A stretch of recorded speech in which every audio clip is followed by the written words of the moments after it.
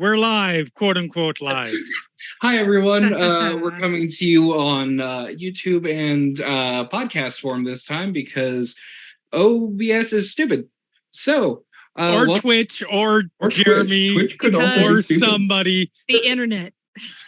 The stream did not want to cooperate, so we're recording this instead. So, welcome everybody to Blood on the Bayou, the Vampire the Masquerade Chronicle. We're playing on Final Show Films. My name is Julia. I will be your storyteller this evening for the weird episode tonight. We'll start our introductions today with Katie. Hi, I'm Katie. I play Mercy Ransom, and I am a Toreador tour guide. And Jeremy. Hello, I'm Jeremy. I am playing Catriona, a lawyer from Clan Giovanni. And Drevian. I am Drevian. I am playing Simon DeLuca, a Malkavian tailor. And Shawnee. Hi, I'm Shawnee, and I'm playing... I almost said Valdeth for a second. Again. And I'm playing Guaya Vincente, the Asamite sorceress. And Austin. Hi, I'm Austin. I'm playing Rahab, the caitiff. Is it caitiff or caitiff? Yeah, who knows? Pronunciation varies. Excellent. Listen, I'm sure you will pick the tomato of pronunciations. The World of Darkness creators themselves have just sort of been like, eh. Awesome. The caitiff. I'm caitiff, yes. Look, it could be worse. You could be playing a Shamise, or Tashimise, or Zimisk, or alphabets. I'm just trying to figure out what language the word originates from. Octopodes. Sounds Slavic. But so, as always, Black Lives Matter, trans rights are human rights, eat the rich, fuck the Supreme Court. Go watch Rings of Power. Yes. So, in our most recent adventures of our coterie, and forgive me, I don't remember exactly everything that happened because I didn't get to listen to last week's episode. Our group learned that Jonathan Kellerman was at Elysium while discussing things with Simone and decided it best to approach and question him about his potential Sabbat involvement. Guire decided it best to take her leave and use this chance to head off the convoy, potentially carrying the final piece of Sybil's grand plan, and headed to meet up with Destiny at the Lake Pontchartrain Causeway. Simon started a small discussion with Kellerman and asked to be instructed in using the Madness Network, a theorized mental connection between all Malkavians. Simon suggested it best that they take their discussion elsewhere and settle on a local cemetery. Quote, clan secrets. Yes. Simon says, I'll keep a secret. The rest of our coterie headed straight there at the agreed upon location and did their own hiding, hoping to spy on and confirm their suspicions. Rahab was able to intercept Eliza, the child of Jonathan, and took her away further into the cemetery and eventually outside of it. Rahab attempted to give her a bit more freedom than she's seen in a number of years, going so far as to allow Eliza the use of her cell phone. Simon got a small crash course on how the Madness Network operates, and Kat proceeded to crash that party. Meanwhile, Guire headed to the northern part of the city and met up with Destiny, and she informed him of her current disguise as a turncoat for the Sabbat, and got an update on the situation. She learned that the final contingency plan appeared to be blowing up the causeway to prevent whatever the hell is coming into the city from making its mark. Simon and Kat learned from Kellerman that not only had he been funneling information to Sybil, but he knew that Elena had helped Sybil locate an item that is being brought in, simply known as the doorway. Mentioning that it will lead to La Sombra, who, according to him, is in oblivion. The group allowed Kellerman the chance to turn himself in via phone call with Simone, which he willingly did. However, they thought it best to stake him to avoid any potential escape and took him to Elysium. I feel like the staking was more just to expedite it. A little bit, yes. It's 6 of one, half dozen of the other. Yes. I'll run a stake through this man's heart just for good measure. Some calls were made, some to some very high-powered people. And other members of the coterie were informed of goings-on. While Kat and Mercy drove to Elena's, Simon took Kellerman to Elysium after being dropped off. Guire geared up for a potential battle, and I believe it will begin the night with two individuals entering into the cemetery. Rahab and Eliza returning to find no one else.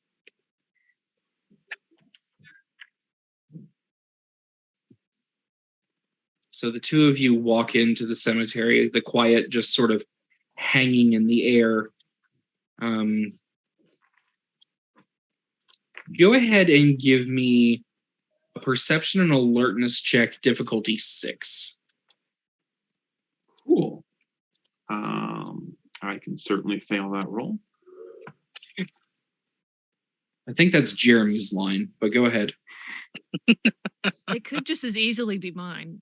Honestly. I forget, if you have no points in a talent, do you take any penalties?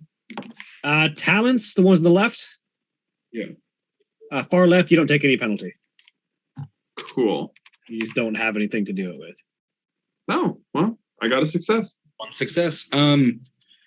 It's easy enough. You smell blood.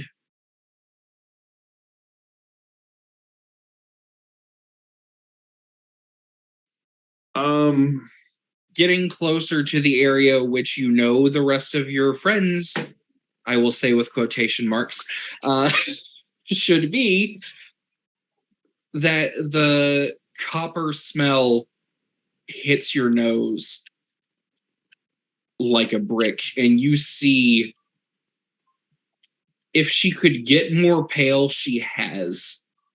But all of the blush of life that was on Eliza just sort of drains. And she begins visibly shaking and looking around.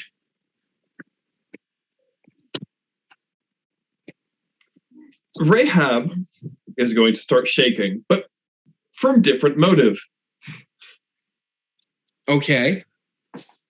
I'm going to look at Anya.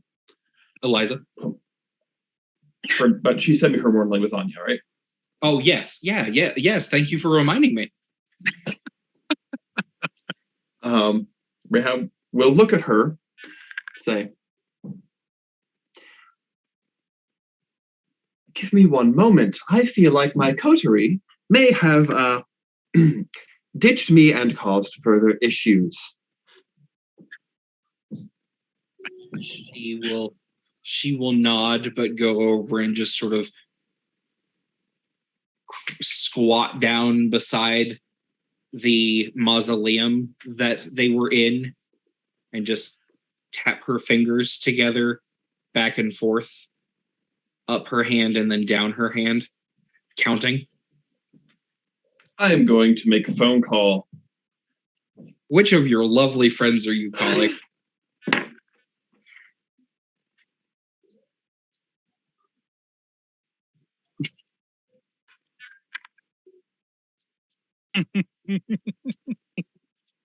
Oh, there's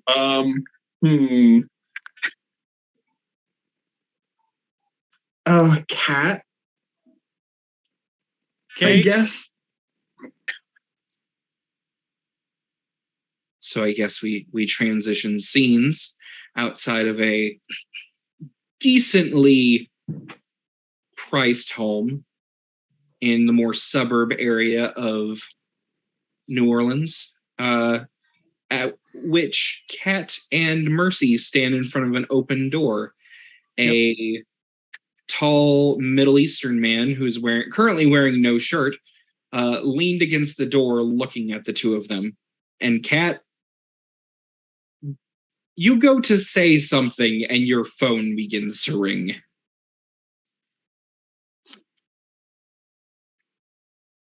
He would just sort of raise an eyebrow. It probably gets about half ring out. I'm so sorry. It gets about half a ring out before the phone is just powered off. Okay. Briefly powered off and then powered back on, because if her body gets dragged somewhere, there needs to be something to track it.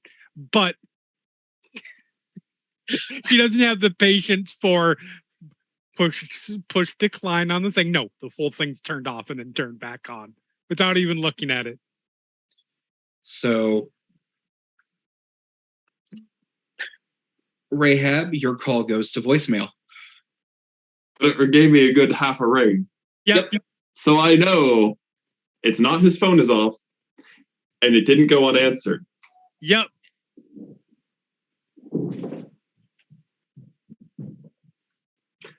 Gonna let the request to voicemail finish. Gonna leave about 5 seconds of silence, and then click the phone. I love the passive aggressive exchanges. It's fantastic. Yep. Going to walk over to Anya and 47, Liza. 48, 49. Anya is her mortal name. And is Okay, is it? Okay. That was what Rahab has chosen to call her. So 48, 49, 50. And she's just counting and tapping her fingers repeatedly.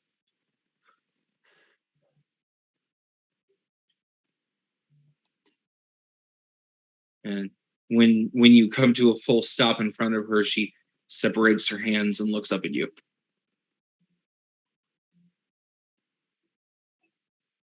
Well, I suppose we both know exactly what happened here, don't we? Or at least enough. Your coterie killed my sire. Which means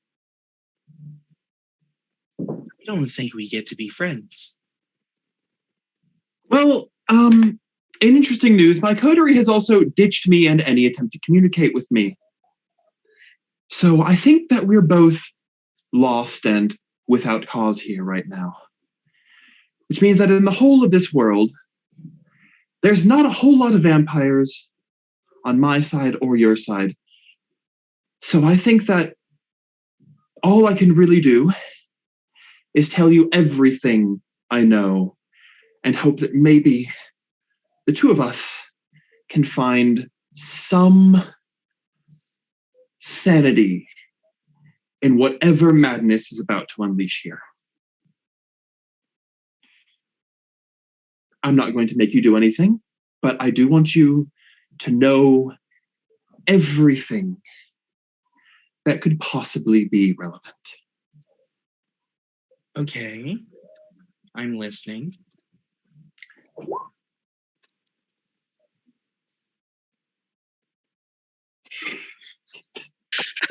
Yeah. Pretty much. Yep. Yes. I know teenagers like that. Yeah, Yes. The abandonment issues. I was a teenager like that at one point. Let's be perfectly honest. So she looks at you. More than what Jonathan was willing to tell me? I don't know what Jonathan told you. And I don't know. I don't think that I would have been lied to about a variety of things. So I hope that what I know is the truth. But I suppose we should exchange what stories we've heard and go from there. Okay. All I know is that there is some major threat to the city of New Orleans. The Sabbat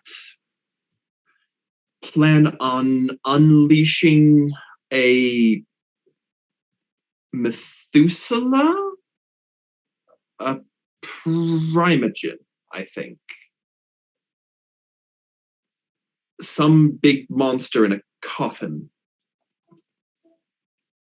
They've got some envoy coming into the city tonight, and I can only assume an untold amount of violence is going to await where that is happening in order to try to stop the Sabbat from causing more violence.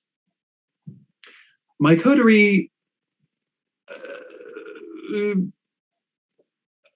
wanted to talk to Jonathan because they were concerned that he had some Sabbat leanings. I should know better than to imagine what they mean when they say talk. I will say, looking down at the blood on the ground. He's fine. For now. They don't know that. I'm aware. I come into a bloody pool on the ground. Oh no, this is a totally rational reaction. You say he's fine. You left him with the Diablers, though. Okay. Fuck. Cat assumes Simon is smart enough not to eat somebody who is wanted for questioning by the prince. Because that don't look good. No. I don't know what happened. He was on the way, and all of his blood fell into my mouth. I couldn't let it go to waste. I mean, He was bleeding out. I could have just wasted. Come on. it was CPR. Anyway, Eliza will just sort of take it all in.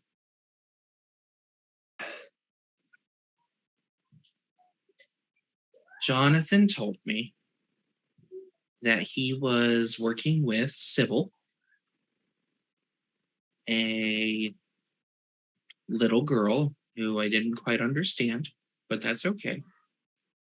And they were going to wake up her father with something the Giovanni Primogen in the city found. Other than that, I don't really know much. I suppose her father would be this thing, Methuselah, and the thing they found, I'm guessing, would be what is coming in tonight.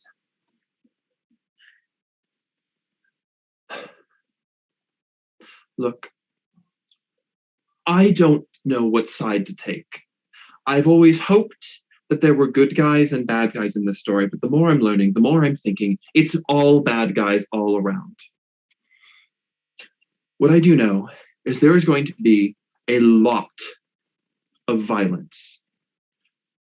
Where is this going down, by the way?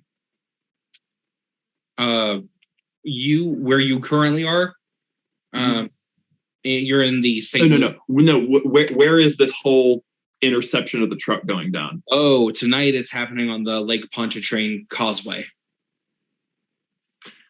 All I know is that the Lake Pontchartrain Causeway, there is going to be a lot of violence, and this violence is going to be mostly between two parties who hate each other.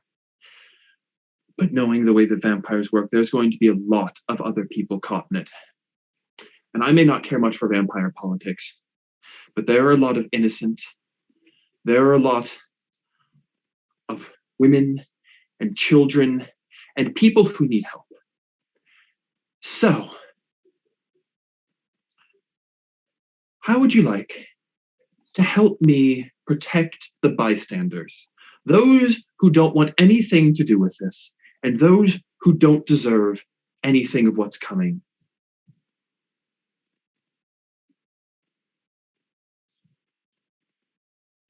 How would we do that?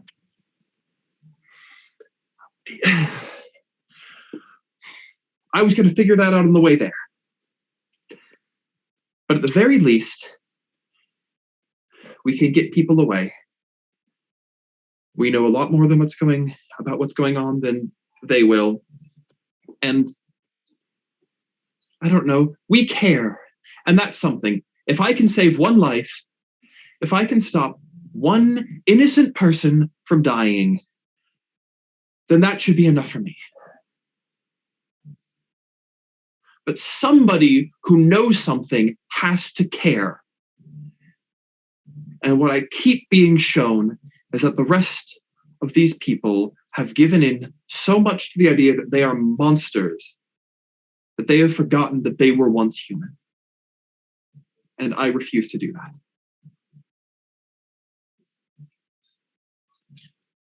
I think I like the way you think. I just wish I would have been allowed to see humans more over the past 5 years. I don't really have much of an opinion on whether they live or die, but you seem to be pretty stringent in your quest. So I'll humor you. And who knows? Maybe I will develop compassion.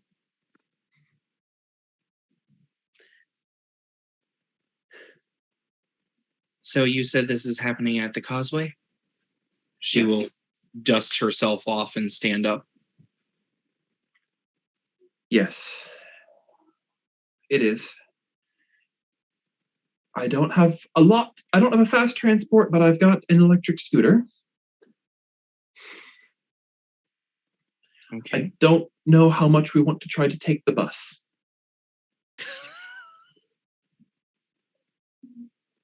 I'm not allowed to take the bus. Buses run at night in New Orleans, I especially don't at this late at night. know. But I know that a lot of cabs won't pick up anybody after 2 a.m. How late is it currently right now? It's about 10 o'clock.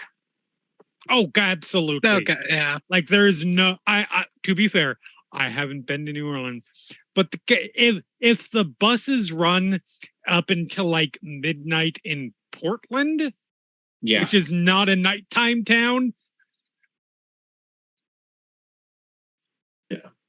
Yeah. You guys could probably get on a bus. Buses. If you were allowed to.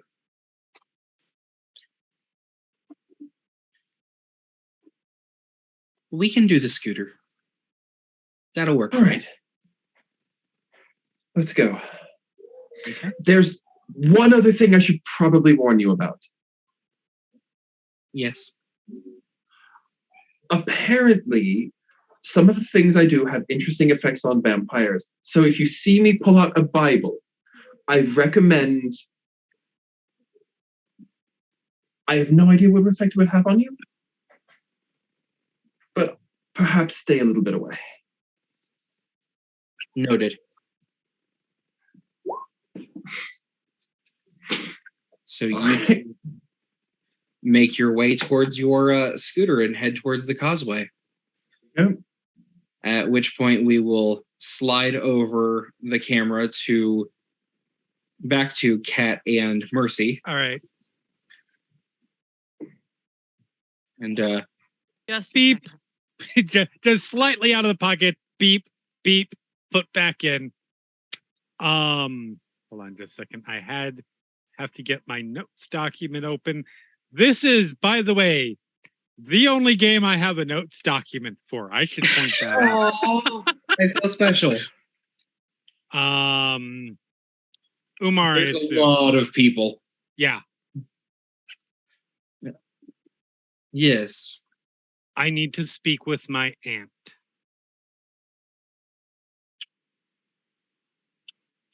Speak for the moment. And you are Catriona Giovanni. Ah, I see. I need to speak with her immediately. I will not accept in this particular moment, with all due respect, any sort of I am busy, now is not a good time, because literally the fate of this city and probably this region depends on it, and she will know exactly what I'm talking about. And you should tell her that I am not the only person within the family that knows this now. He will. It looks like he's translating in his head. And you will see him just sort of lean one arm over and press a button on the wall. Elena, you have a very important guest. Come in, please. Thank you. This is You- Mercy. Umar Orevek, a pleasure to meet both of you. Mercy's So I- actor is currently away from Yes. the desk. Yes. Though I wish it were under better circumstance. So do I.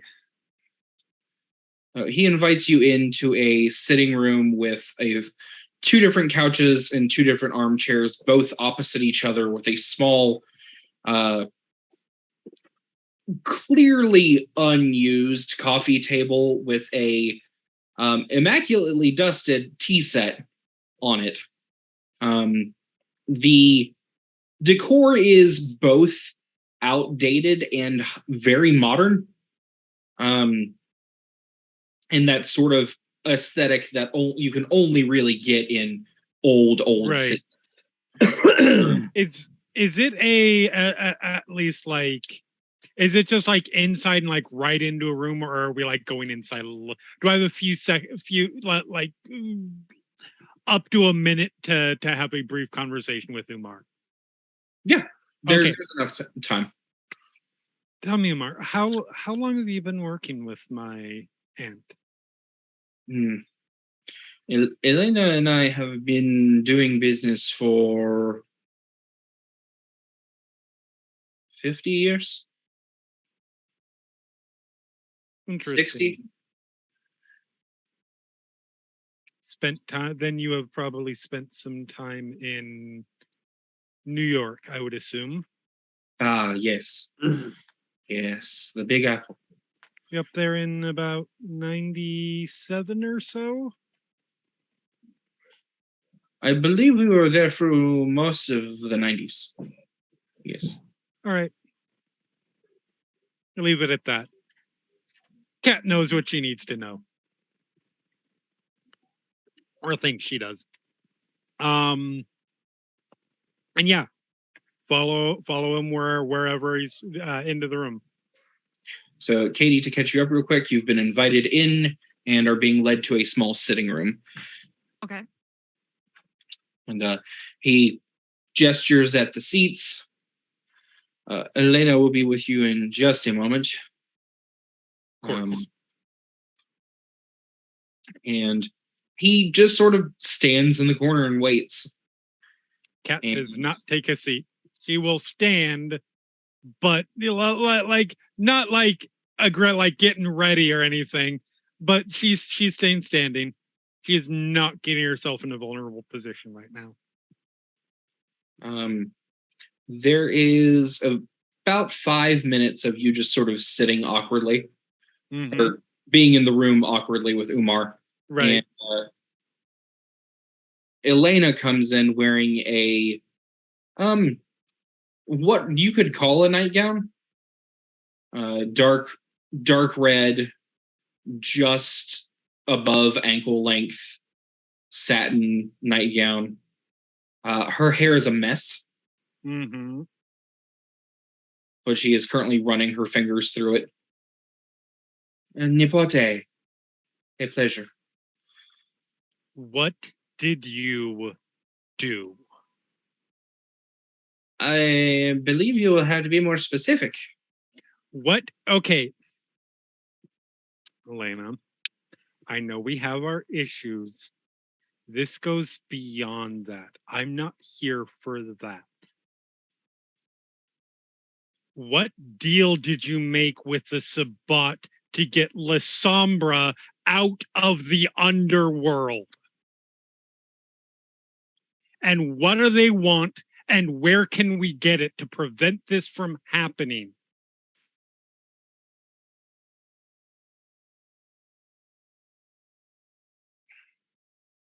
Both of you give me perception and empathy difficulty. We'll go with 7. Okay.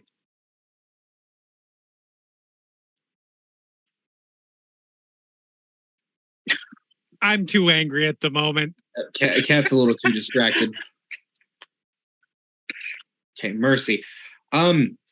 She's definitely playing with the two of you. You get it immediately. Well, let's see here.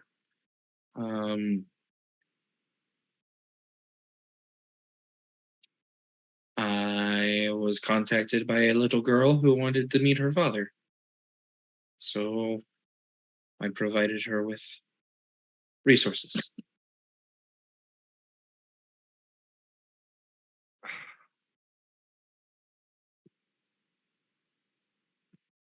I Dare to speak up and say, because she a long string of exceptionally foul, probably not very progressive terms Italian. in Italian come out. Mercy, you were saying? I think we all know that it goes a little bit beyond a family reunion. Let's not play games, even though I know. Let me put cards on the table, you dumb bitch.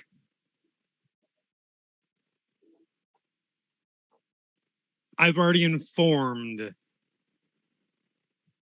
those above us in the family of this situation. I don't have a choice because you went so far across the line of what we do with the Camarilla and the Sabbat. We need to stop this because that is your only chance of getting out of this alive.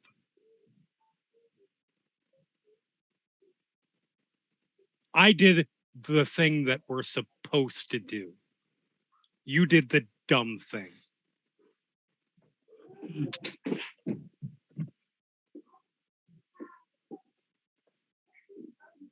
And they also know that I came here. So should me and Mercy not leave, that won't look very good on you either.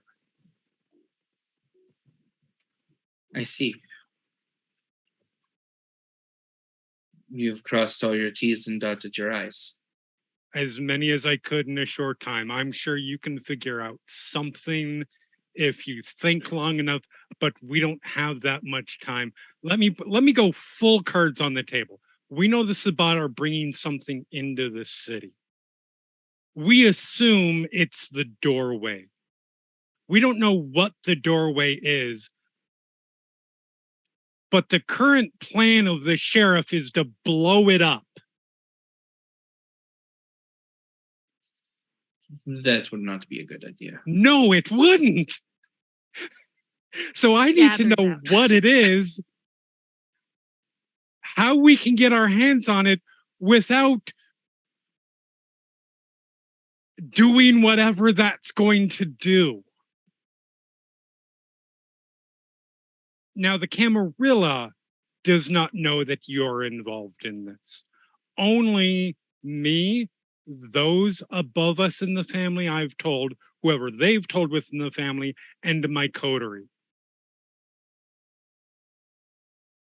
You're not completely without options here if you do this smart thing and help us.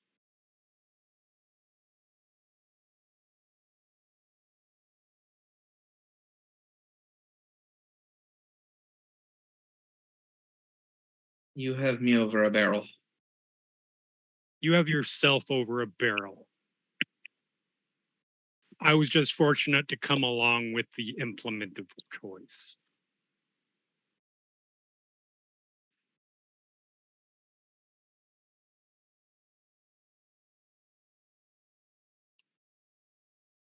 She will sit down in one of the two armchairs.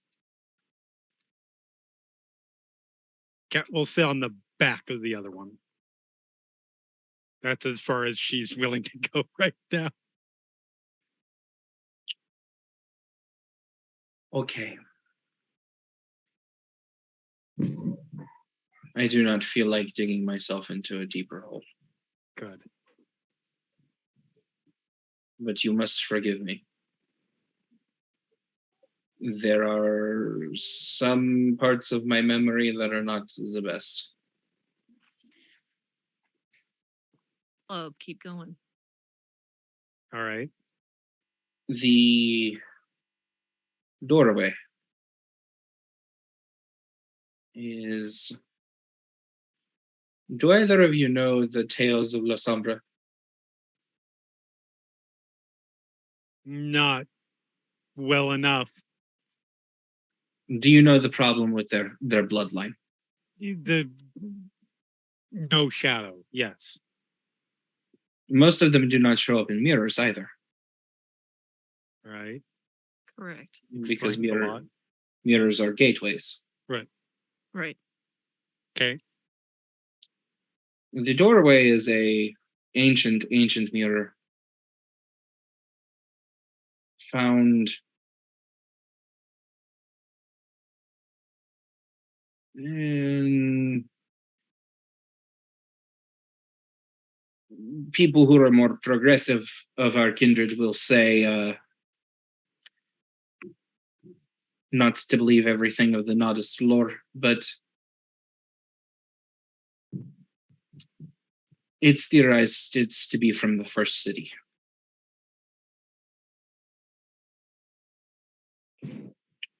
Okay. It is from the time of Cain.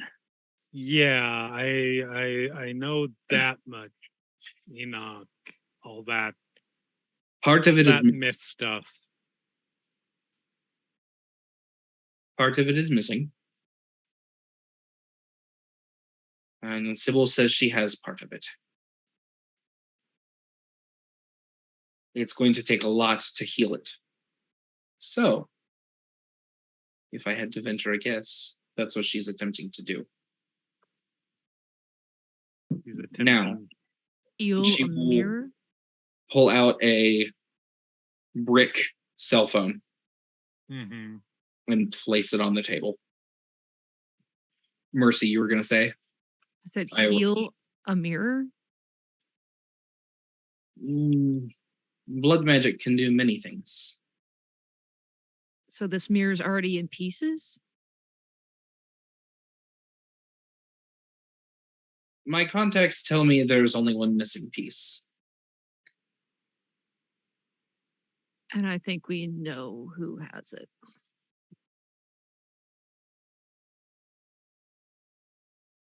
Do we? For sure. Like For sure, no. they're trying to get their hands on it. So Well, why else would they be trying Where- to get their hands on it if they didn't? why have did the they missing come piece? to? They came to you to perform the ritual then, or because you know where the piece is? They had me locate the mirror itself. Okay. It was not a cheap task. It was not an easy task either. It took me about 3 months of haggling and talking in languages that I didn't know, and Umar assisted with some contacts, but eventually we procured it and is said its arrival for tonight. However, she will tap the screen of the cell phone, the tiny little screen of the brick. Well, that is the insurance policy.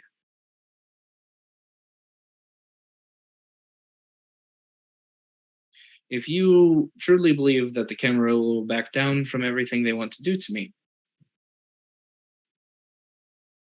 speed dial 1. Sorry, give me just 1 second. Mm-hmm.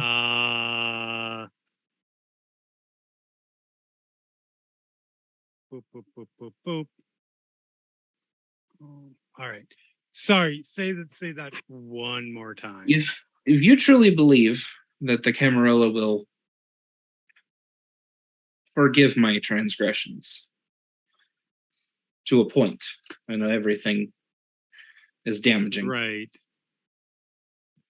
Speed dial 1. He'll pick up the phone and say, I can't say for sure. I have not done any negotiation with the prince on your behalf, but we have done this with some others, and it hasn't. This is your best chance. It helps And that you I'll- have a member in your coterie who is willing to talk to the prince like an equal. I will hit speed dial 1. Okay. Our camera transitions. Squire, the wind has picked up. And the fresh smell of the lake and the exhaust in the air from the hundreds of cars on this causeway mix in a sort of almost intoxicating smell, at least to you. And you, as you make your way down this 28-mile stretch of road, you keep your eyes out for anything that might be out of the ordinary. And go ahead and give me a perception and alertness check, difficulty 8. 7 with my auspex. Mm-hmm. Perception, alertness, diff 7. It's not a botch. It's not a success. So nothing has really stuck out to you. But you have begun to start noticing U-Haul trucks.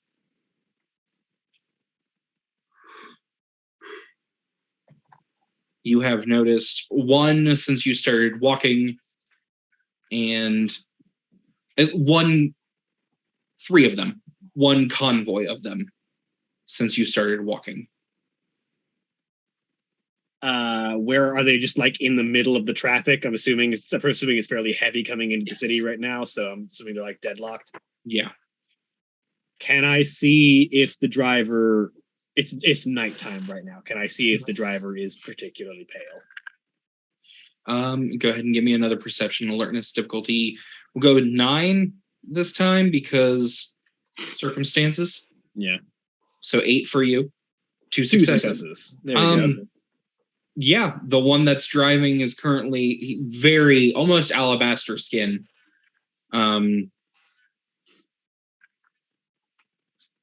Buzz cut with long bangs, dyed green, wearing a brown t-shirt and smoking. Talking to another individual that you can't really make out in the cab of the U-Haul. So as it's gridlocked there, Squire will sort of like quickly sort of step up to the door and just climb up to where she's sort of hanging on the side of it as she looks in. You're looking awful casual if someone's about to get blown up. There's that instant reaction of a cigarette flicked, and you hear the cocking of a gun as you feel metal pressed against the center of your forehead. Relax. You want to dial that back just a little bit, sweetie? See, I'm here to give you a warning. what's this you say now about being blown up? Well, there's a Camarilla checkpoint waiting for you at the end of the bridge, fully armed and loaded. Son of a bitch. All right. So I guess my follow-up question there is how many guns we talking? Because I know how many we got. How many they got? What kind of count did I like? What did I honestly count of the Camarilla forces? There's about 20. Didn't get a good count because I had to sneak by, but if I was to guesstimate, maybe 3 dozen, 4 dozen. Interesting. Okay, so I think my follow-up question here is back to that whole blowing up thing. Well, they know you're bringing something important and they don't want you to get through, so they're probably not going to stop at bullets. Okay, all right. And to backtrack even further, who the hell are you? Guaya Vincente.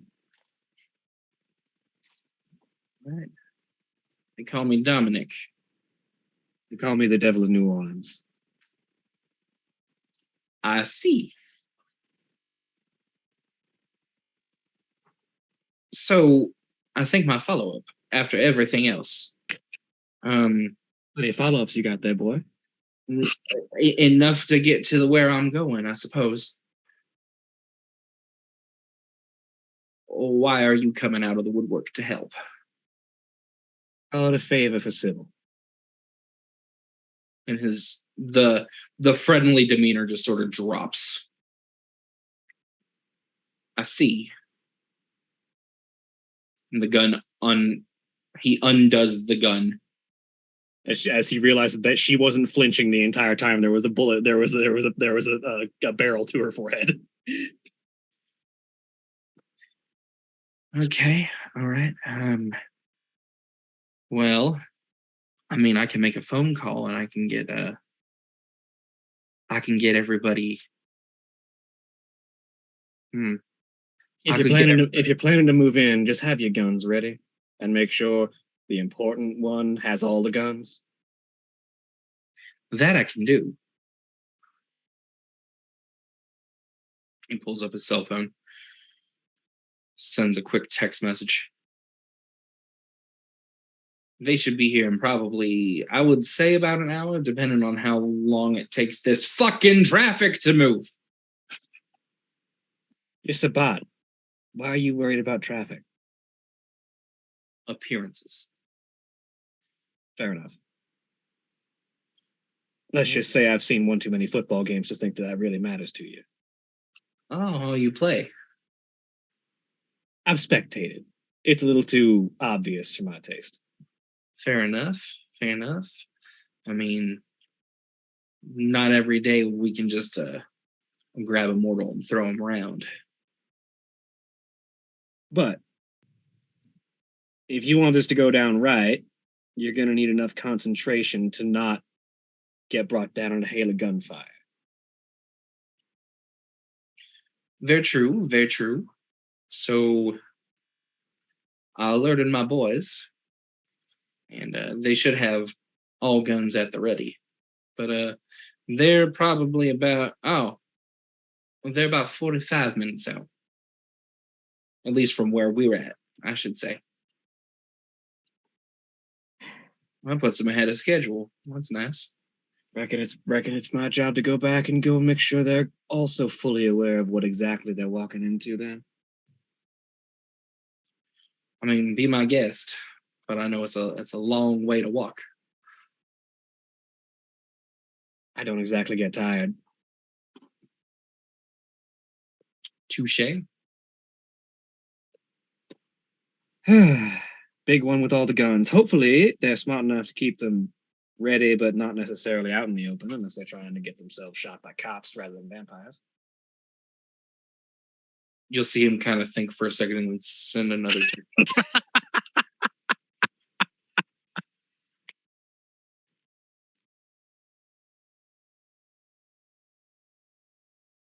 All right, then. You go warn them, and I'll keep not driving. Good luck. Sword of Cain falls where it pleases. May he walk with you. And you take your leave and begin your trek down the causeway. As she walks, just sort of quietly, not even looking at her phone, she texts Destiny that the first truck is however long I estimate however long I estimate the traffic to be out, and the big one is about 45 minutes behind it. You will get back locked, loaded, and ready.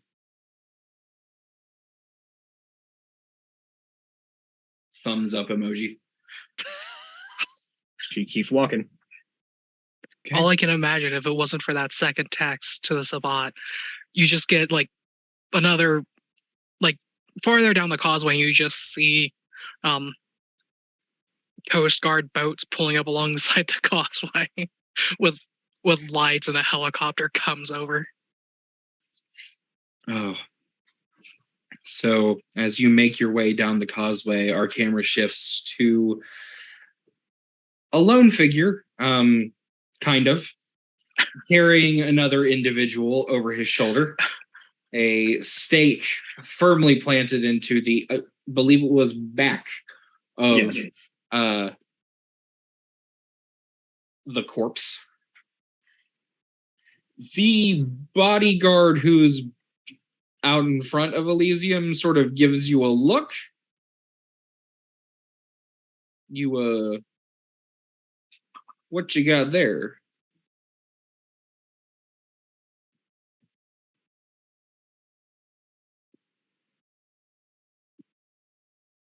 Precaution. Okay, looks like a primogen, but all right. Is that how we're saying that word now? Primogen depends on how the prince feels afterwards. Oh, let me escort you. Thank And you. he will walk you through Elysium, and there are definitely a number of people who are just sort of looking and like leaning over and whispering, like, because I assume Simon doesn't care about subtleties of this. No. I was given a job, do job. So there's a paralyzed primogen being carried on the back of one of his inferiors. Yep. You make your way back to the same office that you left not more than maybe an hour and a half ago. And there's 3 knocks, pause, 2 knocks, and then the door opens. How can Simon please come in? Certainly. I have to ask, what is this? I mean, obviously, it is Kellerman, but I feel like all of my accents are bleeding together tonight. So I have to ask, what is this? Why?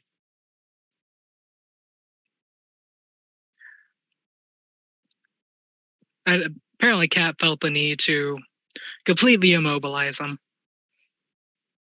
Cat petrified him, and then we staked him and brought him back here. That is one way to handle it, I suppose. He's fine. Great He's not has no dead. crew. He's not dead, just mostly. Let's be honest. This is the least bad thing that's going to happen to him because of what he did. Fair. She instructs you to lay him on the table. He gets laid on the table. And Simone takes her fingers and pries both eyes open. And then leans. Would they have them even been down. closed? They were partially. Okay. Um, From being knocked flat on his face. yeah. No, he had rigor mortis before that. He would have been That's- completely froze up before he hit the ground. But so she gets about an inch from his face parallel. You fucked up, my friend. You fucked up. So let us do this, she says as she wrenches the stake out. And he he goes to sit up and he takes the body's automatic breath that happens, and then she just does it again. Just right back in the same hole. And she does it another 3 times, just sort of giving him that hope that maybe this is the release. And that 4th time she leaves it in. Okay, that was needed. So, Jonathan, I apologize, but unfortunately, your services are no longer required. It will be difficult to find a replacement for you in the coming nights, especially considering the camera inner circle will be coming, but c'est la vie. I'm curious, what are the requirements for a primogen? Somebody says the person in charge says you're primogen, whether that's the prince or the leader of the clan or Oh no, this is Simon directly asking Simone. It is a mixture of length of time in the city, and then a little bit of experience with your own age. Generation is taken into account. There are a lot of criteria that I attempt to use, but unfortunately, sometimes she would just sort of gesture to him. It is still difficult to weed out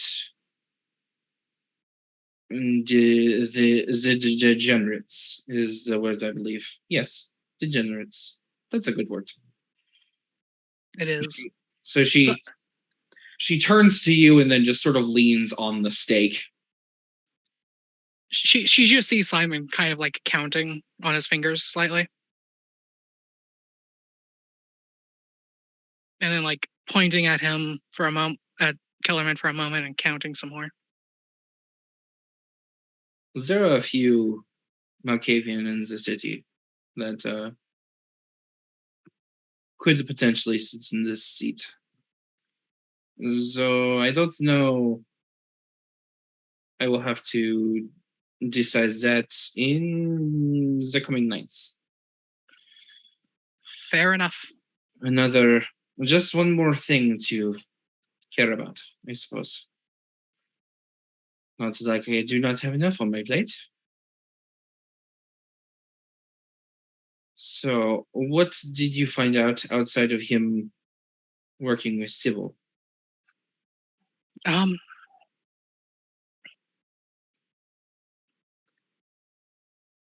Simon just kind of gives an annotated version of the conversation.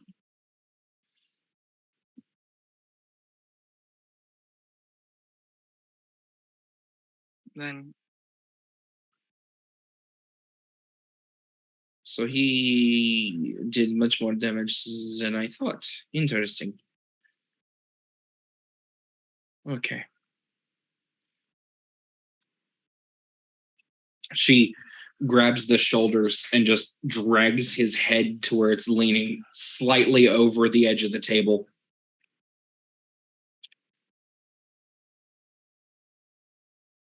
Okay.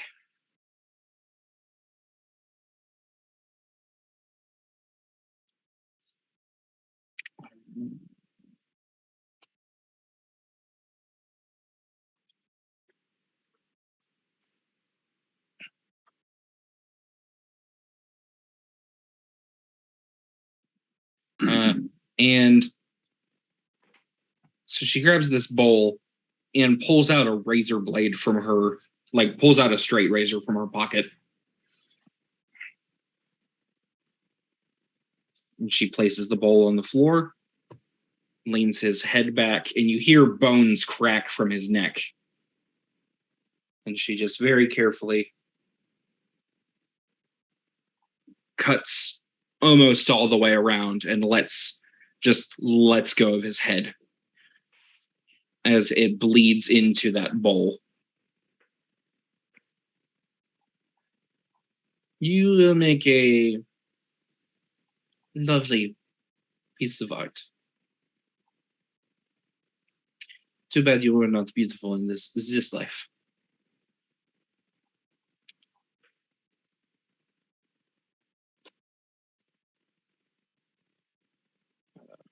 Do you have a subject matter in mind for it? As Simon just watches the blood pour into the bowl. No. Do you have a suggestion?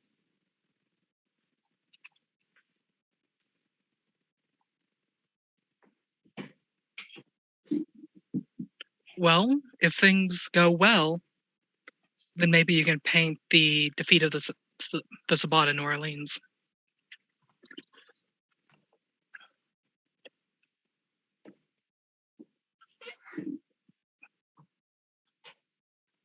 If this all goes well, then I will probably paint your coterie.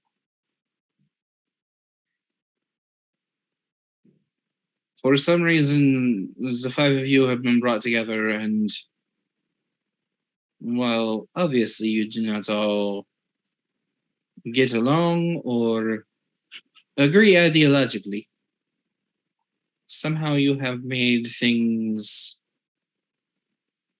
better and given me hope. The moon will rise again on New Orleans.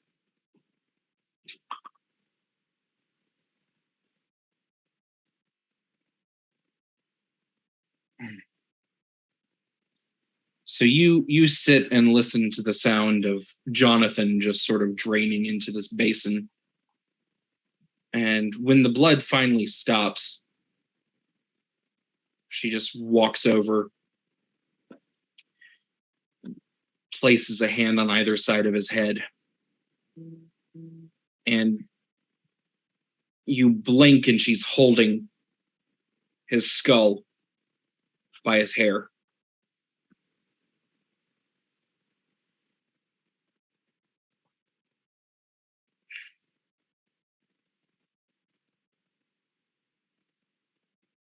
It is what it is.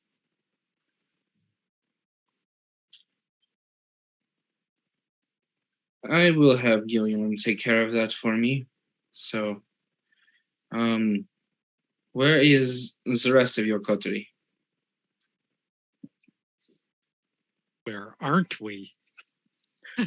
Wire, I believe, was heading to the causeway to assist Destiny and play up the double agent thing. I think we left Rahab at the cemetery with Killerman's child, yeah. And I believe Kat and Mercy went to speak with the older Giovanni. Elena. Elena.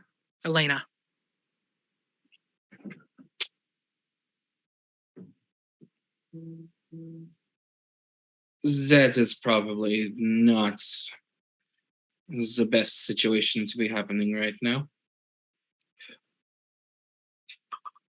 At which point, Kat, Mercy, you have hit 1 on that speed dial. Uh-huh.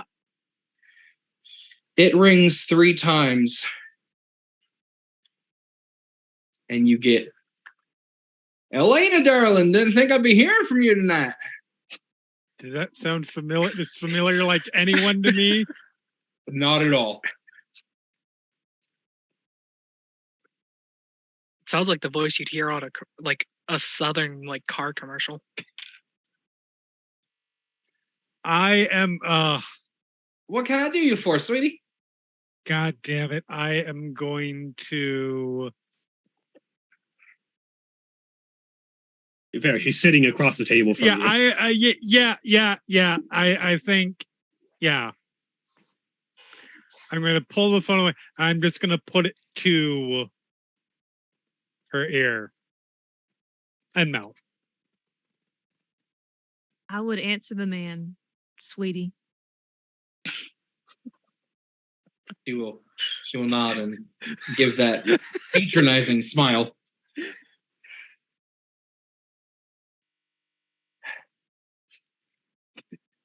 Sorry to make you have a conversation with yourself. It's okay. Not the first time it's happened in game. And not the last. Hello. It's a pleasure to speak with you again. Don't make me call you it. Oh, sweetie, you gotta say it. Sugar bear. There's just a slight tilt head. There's a slight head tilt before she actually says it. There is no laughter to Cat's credit. Mercy is just shaking and has to turn around for just a second. And then turns back around. Is there a reaction from Omar? No, Umar is straight-faced. Ah. I needed to talk to you about tonight's delivery. Oh yeah, the mirror. Yeah, I got you. What do you need to know about that? We're about an hour out of the city. Nope. Just look at the GPS thingy. It says about 45 minutes. How we're running a little bit ahead of schedule. That's gonna be all right with you, right? I pull it away, and I really quick mute. This is an older phone. Can it be muted? Yes. Oh. Without being full pull on hold? Yes. Okay. I'm going to mute it. Tell him that the Camarilla knows what route he's going to take. And I'm going to really quick put together as best as I can a route in my mind. Like put together a route that I'm going to know. Tell him to take this one. There's only one way into the city from the north, unfortunately, and it is the causeway. Yeah. Otherwise, you have to go to either side of Lake Pontchartrain. Perfect. One side of it then. I'll do the right side. And then unmute. Yes, unfortunately, some of the higher ups in the local organization are aware of what we're doing and what I have asked for you to bring into the city. So I was wondering if there's any way we could change course and take it to the western side of the city. There's a pause. You want me to completely change route? I don't know if any of these Sabbath guys are really gonna want to change how we're doing things.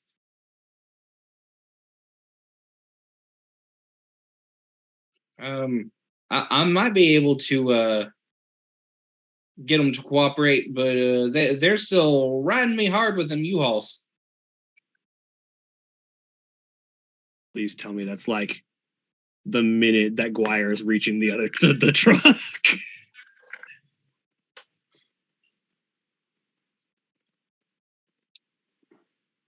They are not going to cooperate with you, but they really want you to try.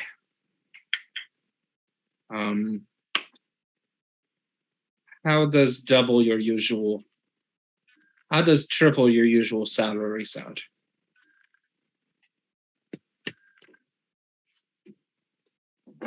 Well, it sounds like you got yourself a deal. Butter my ass and call me a biscuit. Let's do this. It's gonna be a little hard. We're on the causeway, but I think we might be able to make it work. We're definitely breaking some traffic laws, but we can probably make it work. I'll do anything for I'll do anything for 300,000. Sure. Works for me. See you later, Sugar Bear. Click. I hang up. Who the fuck is that?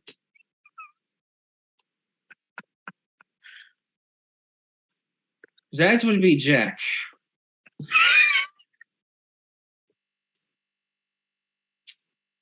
Oh, do tell. Jack Tomlin is a man that I met a number of years ago, but around New York. He's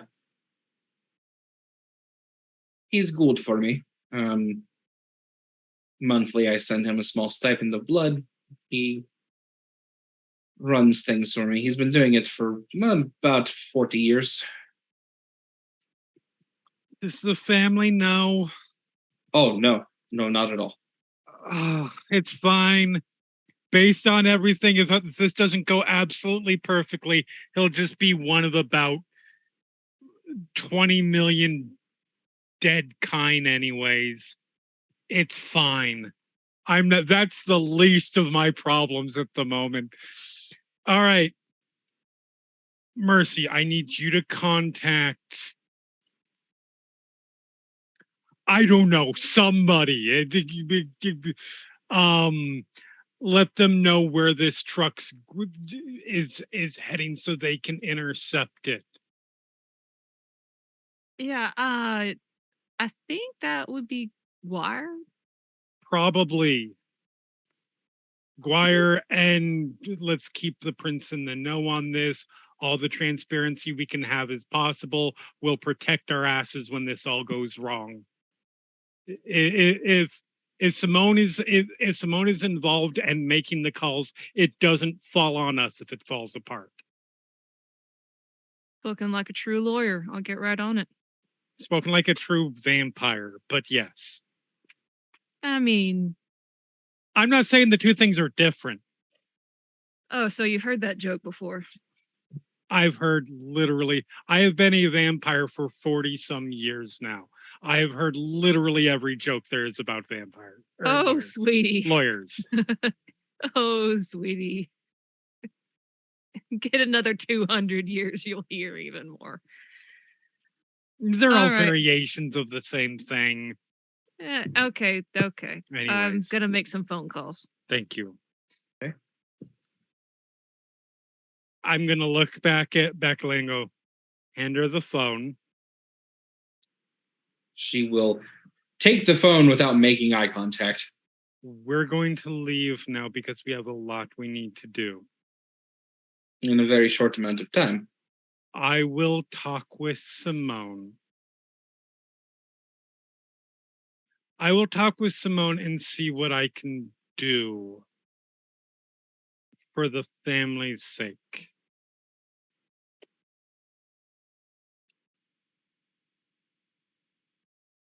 I hope you understand this is far more magnanimous than you ever would have been in this situation if I was where you are. Seems the tables have turned. And I hope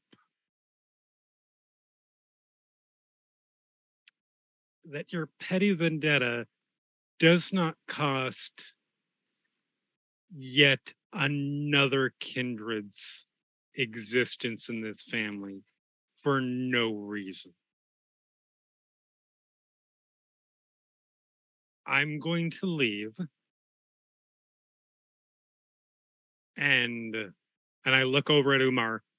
With all due respect to you, I'm sure you are simply doing your job. But if I ever see you again, I will recognize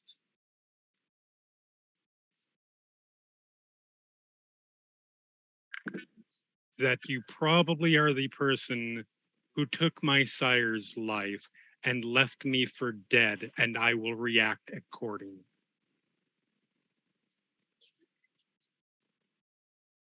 Give me perception, empathy, difficulty. I'm sure he doesn't remember a goddamn thing. Difficulty what? 6. Okay. 1. You see that just the smallest of smiles sort of Okay. Good. upturn one corner of his mouth. Catriona, I thought that name was. We're leaving now.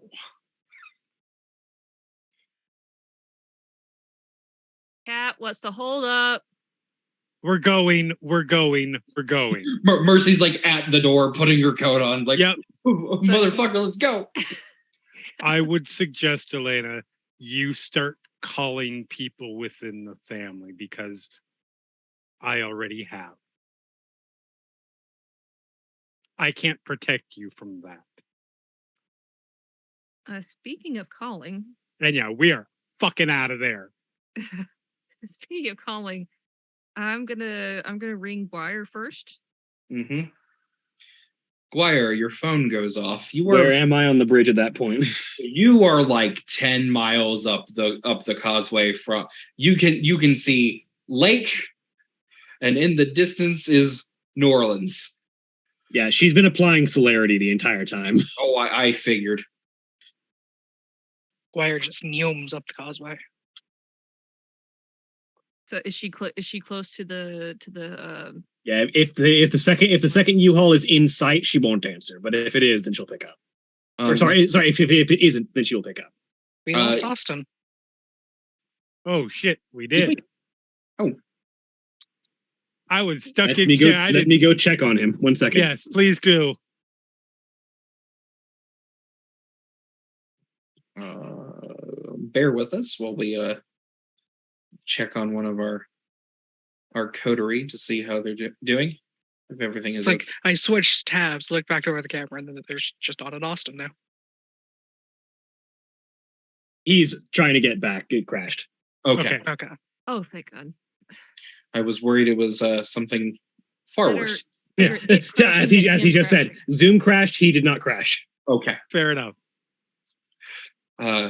So you currently cannot see, and you are moving quickly, but you cannot currently see the U-Haul. Yeah. Okay. So yeah, she will continue moving and pick up the phone. So Mercy, you hear a bunch of wind,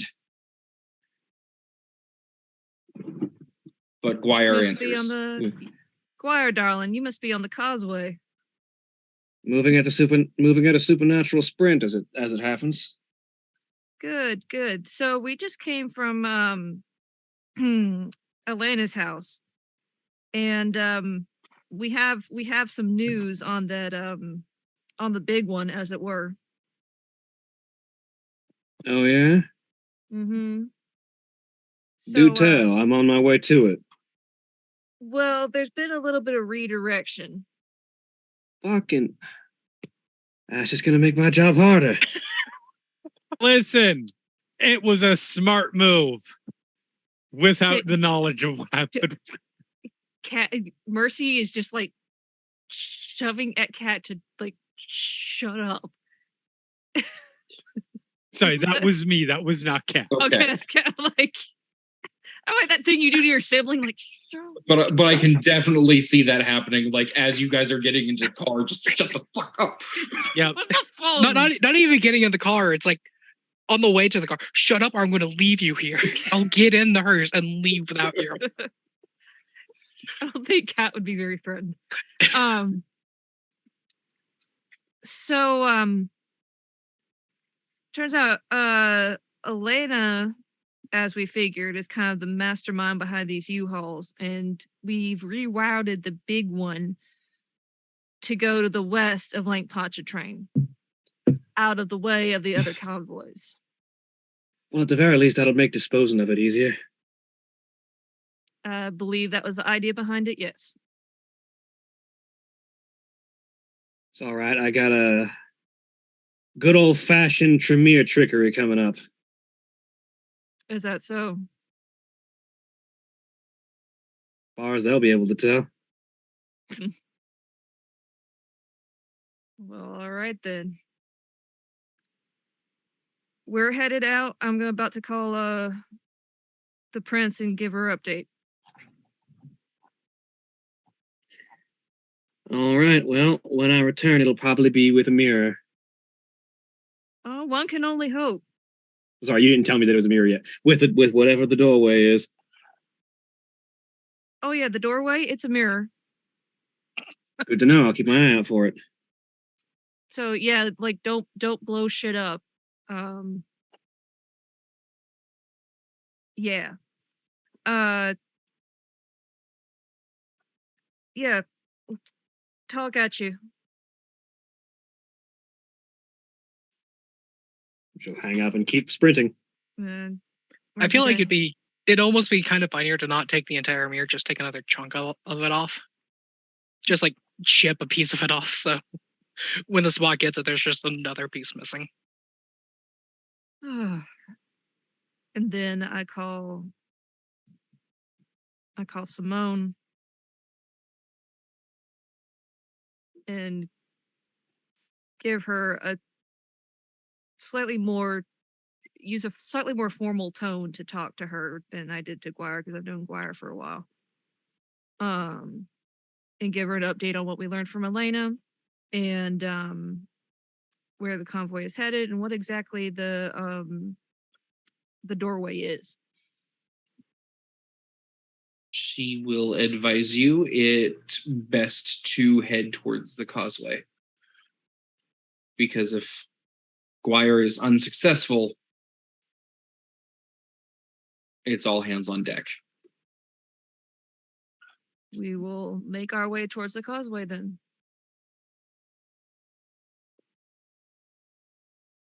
Okay.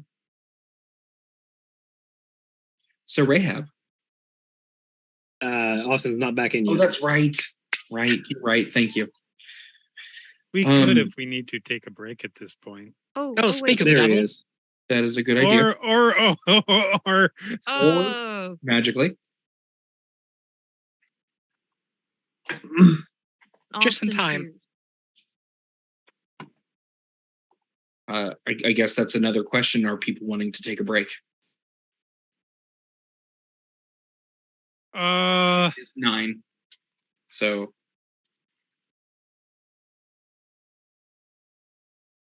I would not mind a break at some point. It doesn't have to be now. okay, we can. I know Austin just got back, but it is a good break narratively to take Cool. a step away. So, 10 minutes. All right, we will be back. Back in 10. Right. Bye.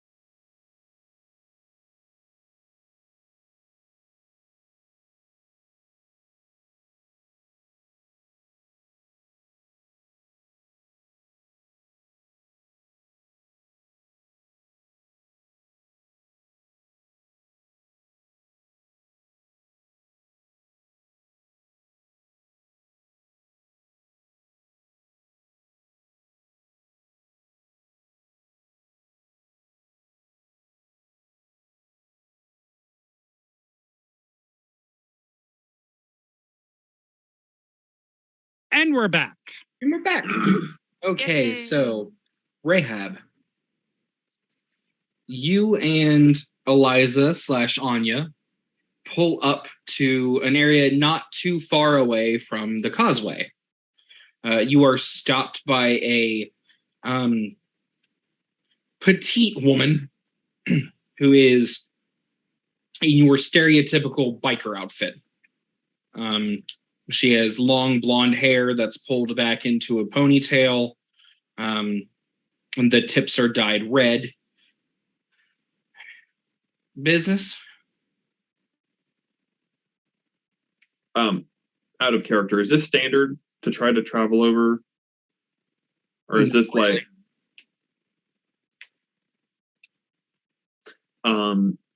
so where are we in relation to the causeway? We like are in sight of it, or are we just on the way? Yeah, you're literally a couple blocks away from it. Okay. And how much traffic is there on the causeway at this time of night? Exiting, not as much as entering. But there is still a lot at this point.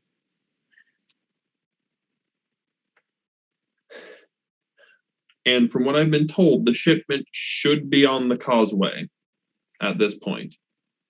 More than likely, yes. And if it's on the causeway, there's no other way off the causeway than these exits. Nope. Not unless you turn around. Awesome. So if something was to happen to the entrance to the causeway, Mhm. nobody else would be able to get on it. I mean, Okay. stands to reason. Yeah. Fair enough. And by something happening to the causeway, I do not imply massive amounts of dynamite blowing up the middle of it. No. But yes. Business? When you say stop me, like literally stepped out in front of my scooter, or like literally, she just almost appeared and is in front of you. I'm gonna look at her confusedly. I'm driving? Yeah, I gathered that, hun, but and she will just sort of wave her hand in front of her face and point at you.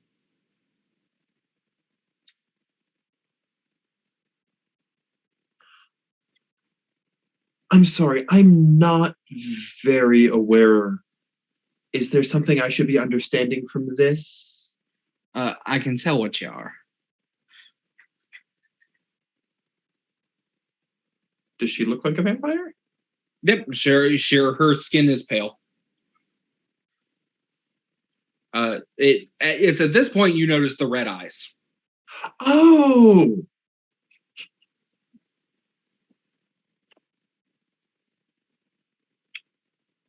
And I don't know if you're very aware of what's going on tonight, but we're sort of cordoning off this area. Can I see the causeway from here? Yeah, I mean it's like a look past, and it's I'm gonna kind of look. How many cars are on it? On it, a lot. I'm gonna point. Not doing a very good job.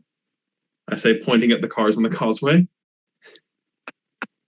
Listen here. I don't control the kind, but I can control you.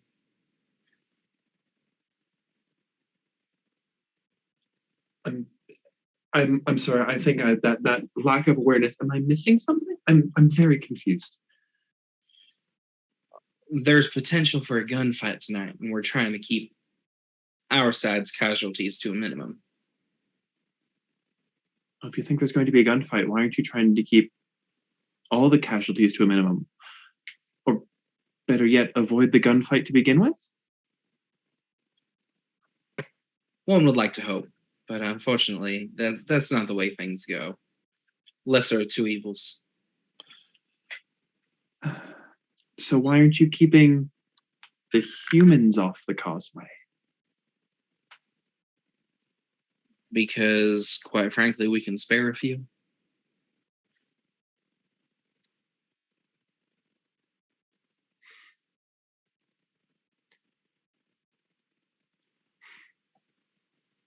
Listen, I'm just following orders from Destiny. Oh, you're one of his. Nod. That explains a lot.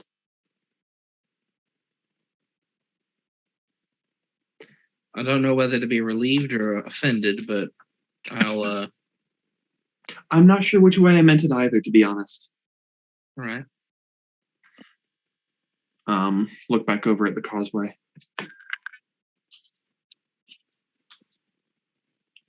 Wouldn't it be as easy as causing a traffic accident? Nice big one right in front of the causeway. Keep everyone off of it. Maybe even stop whatever's going over from getting off the causeway at that entrance. I mean, you're not entirely wrong. Tell you what. How about you come with me? All right. So she will take you up 2 blocks and into a side alley, at which there is a decently sized, but beat to hell and back pickup truck. So what you're saying is it looks much like Destiny. Yeah. Which Destiny is currently perched on the tailgate. How is Anya reacting to all of this? Wide-eyed but quiet.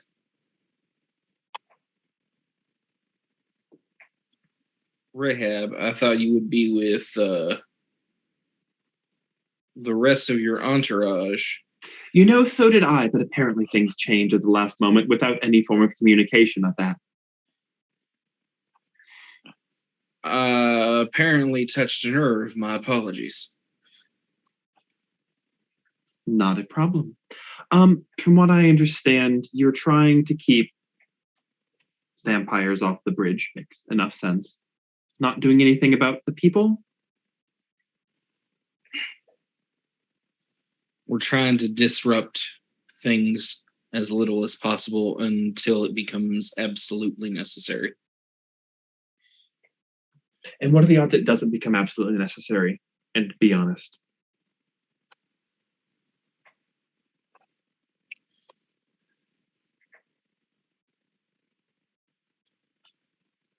Ten to 1. And is your target already on the causeway? If timelines are to be believed, yes. And is there any way they're getting off that causeway if they hear that, let's say there was a large traffic accident that's closed off the entrance of the causeway? I mean, there's a way they could get off, but they're not getting in unless they circle around. So, hypothetically, if we were to make sure that this target was about halfway over the causeway and then, I don't know, ran a decently sized vehicle into another decently sized vehicle and flipped a couple things over so that no one could get on or off the causeway at that entrance, not only would we be protecting the lives of quite a few mortals, but also be preventing the truck from slipping through on this side.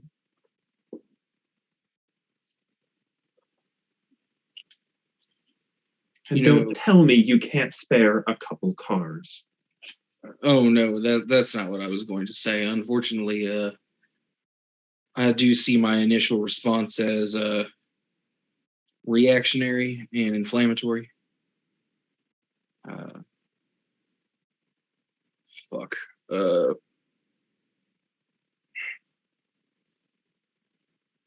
Yes, I am aware that guns are not the best way to start a conversation. But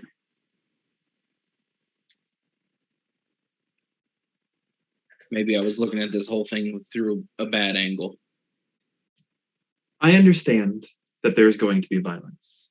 I have come to peace with that. But there are two sides, and they have chosen this violence. I believe when you said that I was to join this group that you had in mind for me, that I was there to bring as you said, some humanity? He will look at the ground. So, perhaps, if you want me to bring my humanity over there, and you want this coterie you've put together to display some of that, you should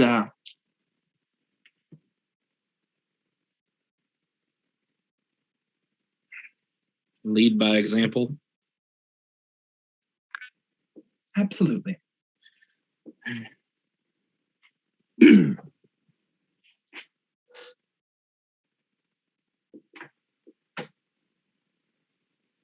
Fine, we'll try it your way. But I'll tell you one thing, if this doesn't work, then we're gonna have another chat. Look, if you agree to that side, and I'll agree to not ask what you're going to do to cause that van to not travel anymore. Deal. Works for me. He pulls out a walkie-talkie.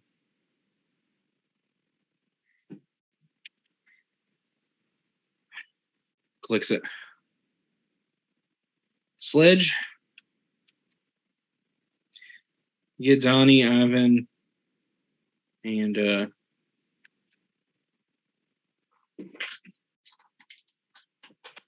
take Brittany and Celine. Go break a few cars on the causeway. Don't try your best not to injure any humans, please. And at post haste, unclick it. That means quickly.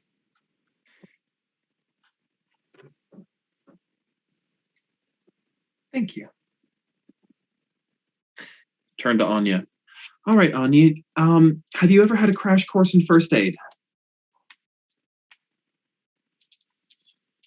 No. Do I have to see blood?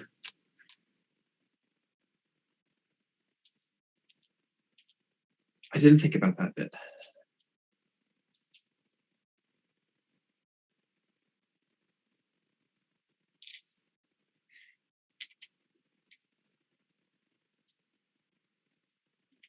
I take a look at her.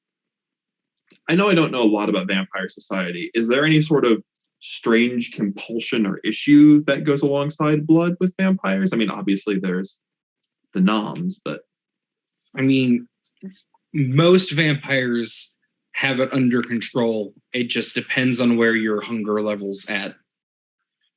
Because if you're low on blood, humans look like a walking juice box. I look at her. Have you eaten recently? It's been 2 nights. 2 nights. Are you hungry?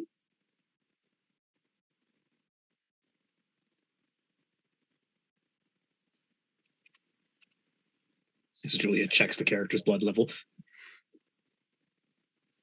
Yes. It's not a lot, but I mentioned earlier my character had been taking a cup of blood out every time she went out. I'll hand her what do you call those things? A thermos. A thermos, yeah. Hopefully help you keep your hunger under control. She'll unscrew it, sniff, and just down the thing. And it's not glorified either. It is college frat boy chugging. There's blood going out the sides of her mouth, and she hands you back the thermos and just wipes her face and flicks her wrist. Was Jonathan not letting you eat fully? Jonathan said that a restricted diet will teach me obedience. I recognize abuse when I hear it. Unfortunately, Rahab is disgusted but not surprised. That's a whole can of worms you can unpack later. Yeah. Remind me to see if I can make a trip to the hospital at some point. Okay. In the meantime, if you want to focus on helping people who appear to be injured but not debilitated, I can help those who are worse off. Destiny will just clear his throat. I'll look up. He is holding out a handkerchief. Clean up. You're gonna. Yeah. You got some. Yeah. So she starts wiping her face down.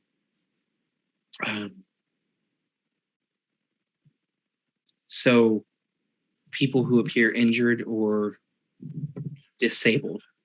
I don't know what's going to happen on that causeway, but I can only imagine that there is going to be panic and chaos. And there are going to be people who don't know where to go and who are lost. That might be a problem. I don't do well with loud noises. The other problem is that, unfortunately, fear is delicious. Well then.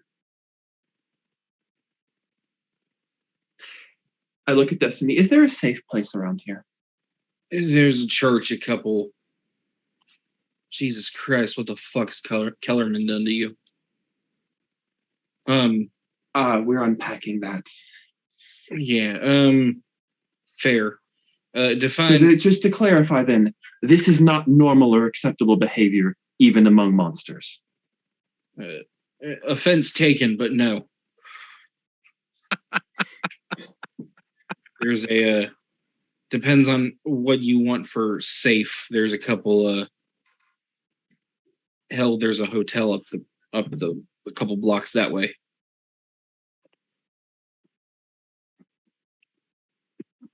How far away is my house? Probably A good bit. Where did you say your place was? I think I was in the northwest of the French Quarter. Oh yeah, you're a good Like 15, 20 minute drive from the quarter. Okay. Let's get you a room for the moment then, all right? Okay. Maybe. How long do we have? I say, looking at Destiny. Everything goes according to plan. Probably about 30 minutes. If traffic doesn't change pattern. Where's the nearest Walmart?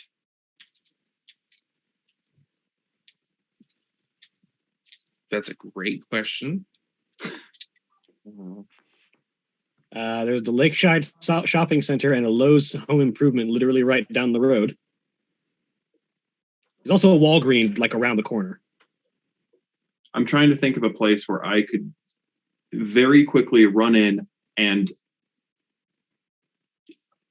buy a communication device, like a phone, like a burner phone or something, so that I can keep in touch with her, because I'm not even going to bother to ask. I guarantee she was not given any access to those. That was confirmed in the last. If you head down North Causeway until you hit Veterans Memorial, then just take a right. There's a Best Buy right under the overpass of the next highway. All right. Let me get you something just in case, and then we'll set you up with a room. And I want to make sure you're all right, okay? Are you okay with this? I say before I stop, turn. Are you okay with this? Yes. I really should get back to Jonathan, though. I look at Destiny. I've been making assumptions. What are the chances of Jonathan being able to be accessible tonight? And I will say it in a very specific, looking at him as in, you better know what you're supposed to say here. Jonathan's going to be indisposed tonight, unfortunately. I imagine. So, I'll take you to this. I'm going to stop by. Make sure you have a device that you can contact me if anything goes wrong. Get you a hotel room. If possible, I'll come back to you before the night ends, and you can either stay in the hotel room or come back to my place. It will be your choice. Is that okay? We will figure out tomorrow. When we get there, we're going to take things one step at a time. Notably, there's a Marriott literally right off the causeway. That's the hotel I was referring to.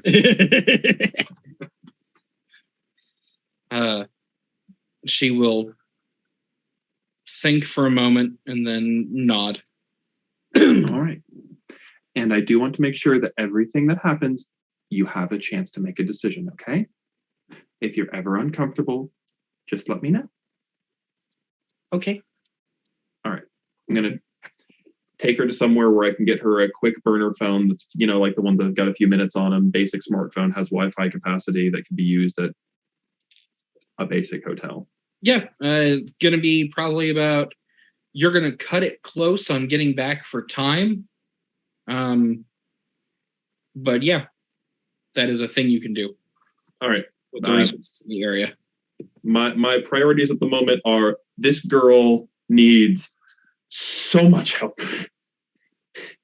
And I'm not going to be able to help anybody else with her around, I'm realizing. So. Yeah. So we're going to do that. Okay.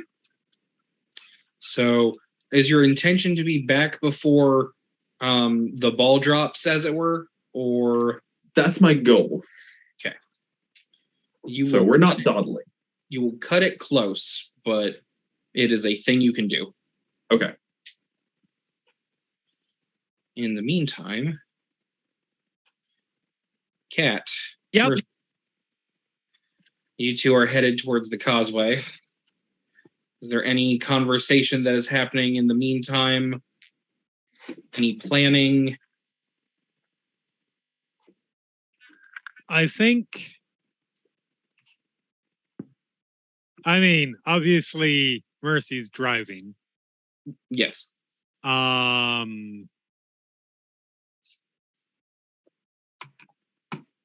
What would, well, I guess we'll find out.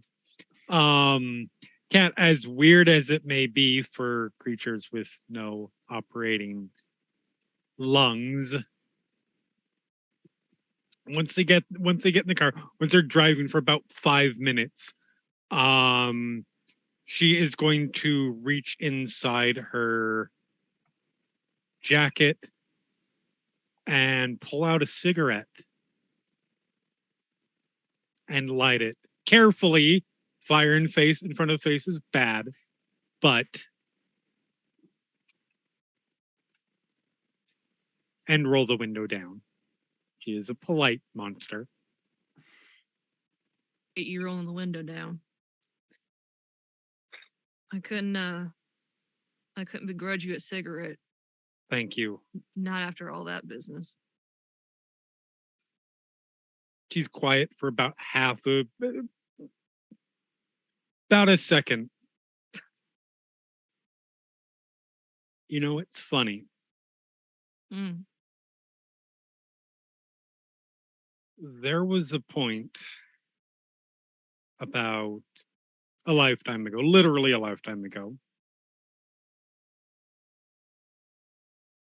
that she and I were about as close as you could possibly be. And I still don't think she realizes this. But if she somehow makes it through this is going to be the second time I've saved her on life.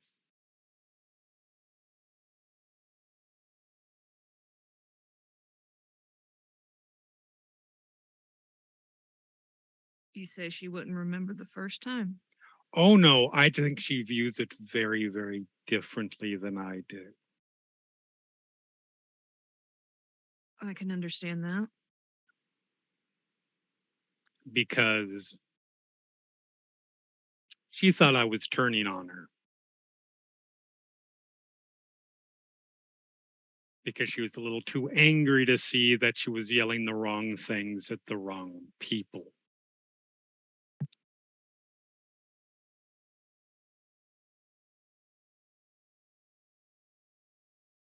I don't know how you're. It's funny, as much as we've been around each other, I really don't know any of you guys. I guess it's only been a few days, but still. Well, I mean, I don't know. I know you don't remember a lot. What do you remember anything at all about your sire? Anything like that?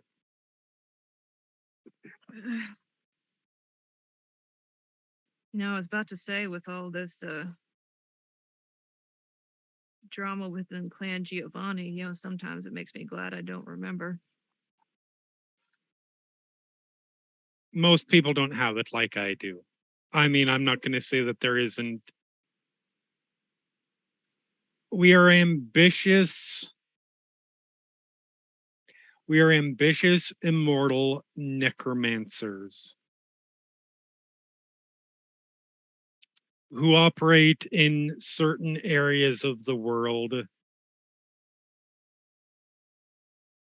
through a mortal crime front.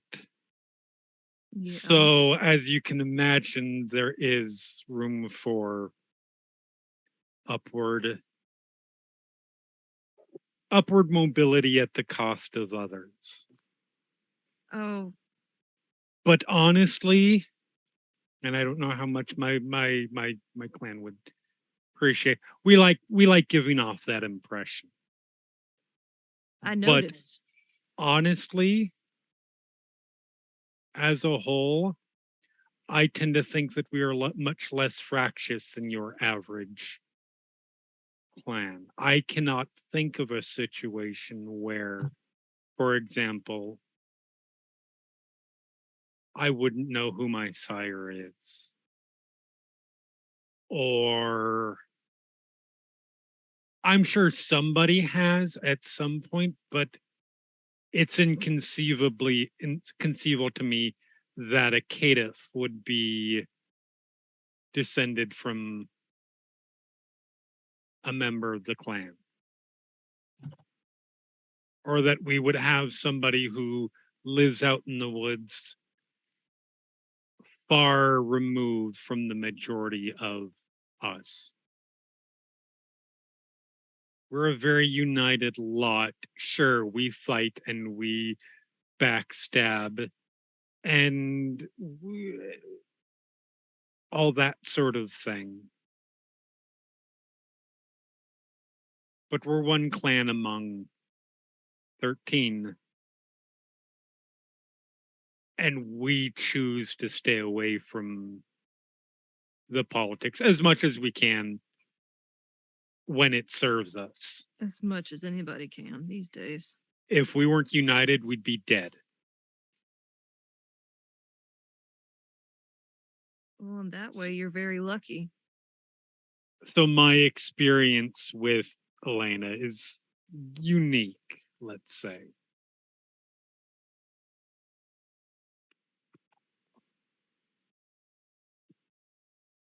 Anyway, Honestly,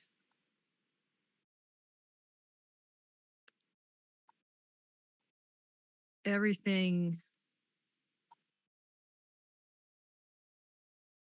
I am I've had to make myself to be. I could be walking by places that I've been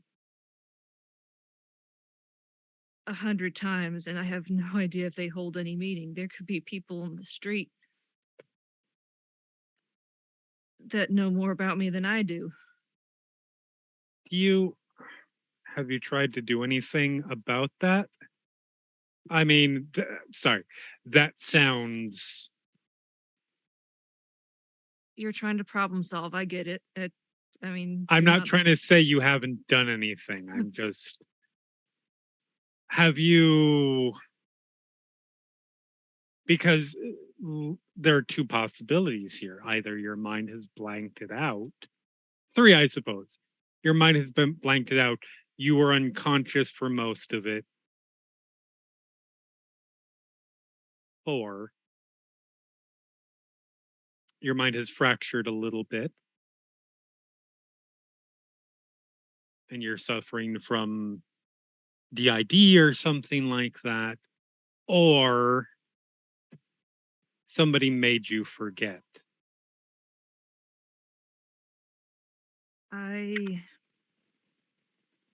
The other thing about it is,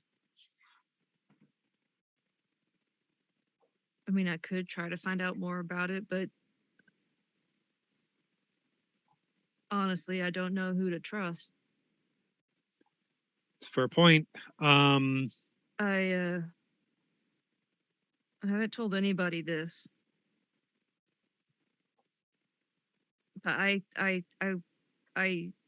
have dreams, small snippets of visions. Do they feel like dreams or do they feel like memories? They're so real. They sound like they feel like memories. I wish I knew, but I don't even like. I couldn't even go looking at the era in history that I think it is because I don't even know my own name. If we survive this, and I realize that's a big if, but if we survive this, it sounds to me like one of two things, or one of all of those things. Regardless of which it is, and I understand trust because this would require a lot of trust.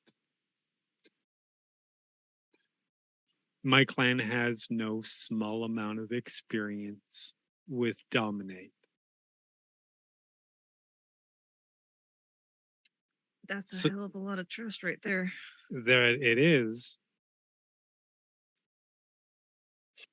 But dominate can force you to remember things if you are. It couldn't. I'm not experienced enough in it, but I could potentially call in some favors for you, and we could try to get through these blocks, whether it is a block enforced by some other vampire, or whether it's one that you put in yourself. If you want to, the offer's there. I'm not saying no. I'm saying I'd be open to it. That's a It's a lot, I'm aware. that's a whole paradigm shift right there. Absolutely. Even trust aside, that's opening up a lot.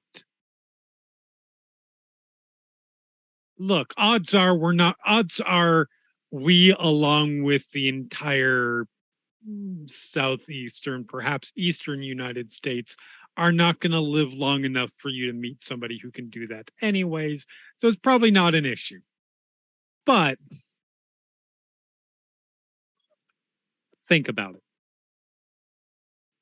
Don't have to deal with a paradigm shift if you're dead. Yep. Thank you, Simon.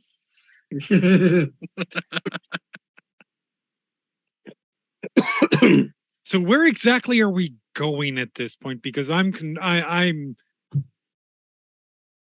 just headed towards the causeway. all right. We're meeting up. Somebody That can works stop for me. if they want to. No, that's good. let's look. If this thing does, if somebody is dumb enough to blow this thing up, there should be at least one semi-talented necromancer there to see what we can do about this. Ooh, look at all. Kat, I think that's the most humble you've ever been. Oh, look, a body. You can pick up one of the guns that one of the vampires. Oh no. To be clear, I am a very talented necromancer. I'm just saying that we should have at least one semi-talented. And that's the cat that I know. Good to All have you right. back. And there's the walk back.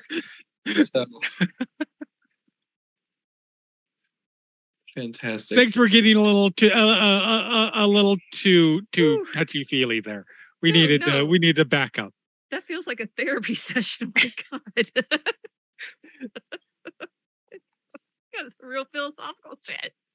You caught her in a vulnerable moment.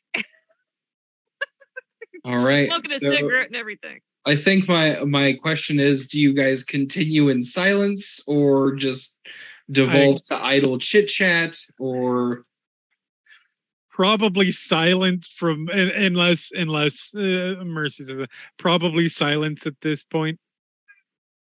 okay? Yeah. I've got a lot to think. Mercy's got a lot to think about. Oh, just a lot. You will arrive at the causeway, a couple blocks away, I assume. Right. Yep. So we shift over to Simon, back in Elysium with Simone, who is getting off the phone Oh shit. Oh well. with Mercy. So it would appear that plans have changed a slight bit. Oh, really? They are attempting to reroute the convoy that is bringing in the doorway, which I have been informed is a mirror.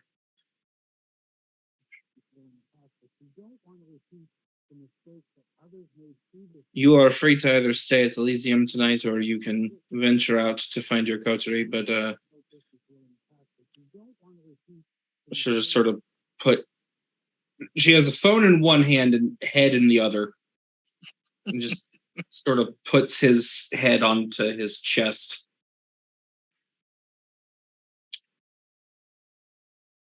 You're free to go. All right. Before I go, my assistant did get those measurements, and Yes, and I tipped him very well. oh, good. And then we had brought in some fabrics. Did you get a chance to look at those? Yes. The two that I really enjoy, she will pick up a golden fabric, and a deep navy blue. But as I said in my requisition, I will not hamper artistic freedom. Certainly. I appreciate it. And feel free to write out whatever number you want on that check. All right. Have a good evening then. And You as well. If you see Guillaume on your way out, please advise him that I would like to speak with him. certainly. We have things to discuss. So it would seem. And Simon will take his leave of the office. Okay. Is Simon regrouping with his coterie? Is he staying at Elysium? Is he headed back to his... Simon will slowly walk through Elysium, and doing such just puts in the group message. I'm still at Elysium. Is there anywhere else that I should be? So all of your phones go off. Rahab, that includes yours as you're checking in Anya. Glance down. Look at the message. Resist the urge to facepalm.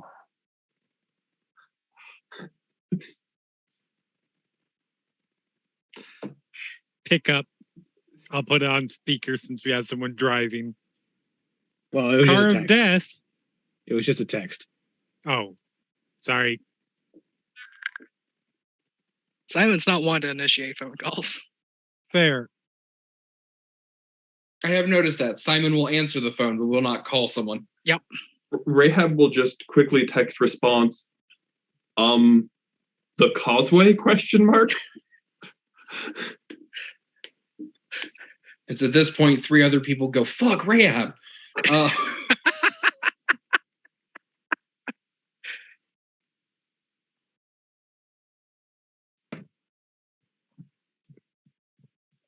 Wire's completely tuned out to that whole conversation. She's sprinting Yep. after a truck. Yep. Sorry. What did the text say again?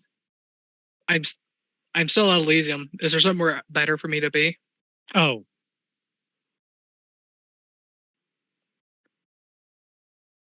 And then Rahab's response of Causeway. the causeway? Shit going down at Causeway. Tell him to get to the That's about the causeway. point that literally Kat looks up and goes, "Oh shit, we left Rahab at the cemetery."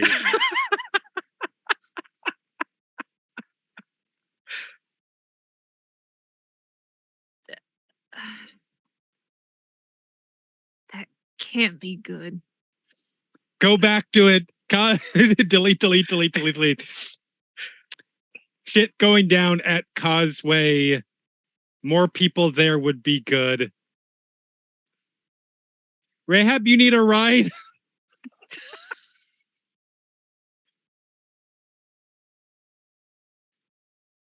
Send. Couple seconds later. Sorry. Send. Simon just responds back, quote, sorry, end quote, question mark. Ask her why she didn't call, Kat.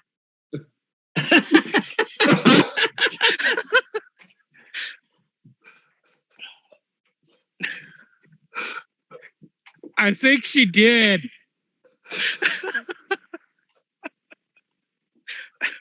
Kat? Okay, so here's the thing. Oh, that's never good. No, so here's the thing, though. We got to the door. The door opened. I was looking at the man who tried to kill me once. You Okay. know I was under a lot of stress in that moment, and my phone rang. I turned it off and turned it back on. Okay, that's fair. Why didn't she call anybody else? That's a good question. Can you ask her that one, maybe? Well, let's okay. Let's see what she says in response to "Do you need a ride?" How long does it take me to get Anya checked in and set up? Because I mean, assuming I'm in a hurry. Pardon? Not very long. Okay, just a couple minutes. They have literally 2 rooms available, and that's it. So, like, the person behind the desk tells you it's impressive that they still have rooms. So, yeah, they make quick work of it because more people have started to enter the building. So they make quick work of getting you checked in. I assume you give fake names. And it takes no time for you to get set up, get her to her room, and left with the phone that you give her and her room key. Okay, I'll get her set up quickly, and then once I leave the room, I'll text back. Already here. Wait a few seconds. Matthew 18:21-22. Okay, now she's just being a passive aggressive bitch. Simon's walking through Elysium and just on his phone just pulls up. Well, Matthew 18. Oh, okay. No, Cat's not even looking it up. Simon is. And I don't know it off the top of my head. It's been a while.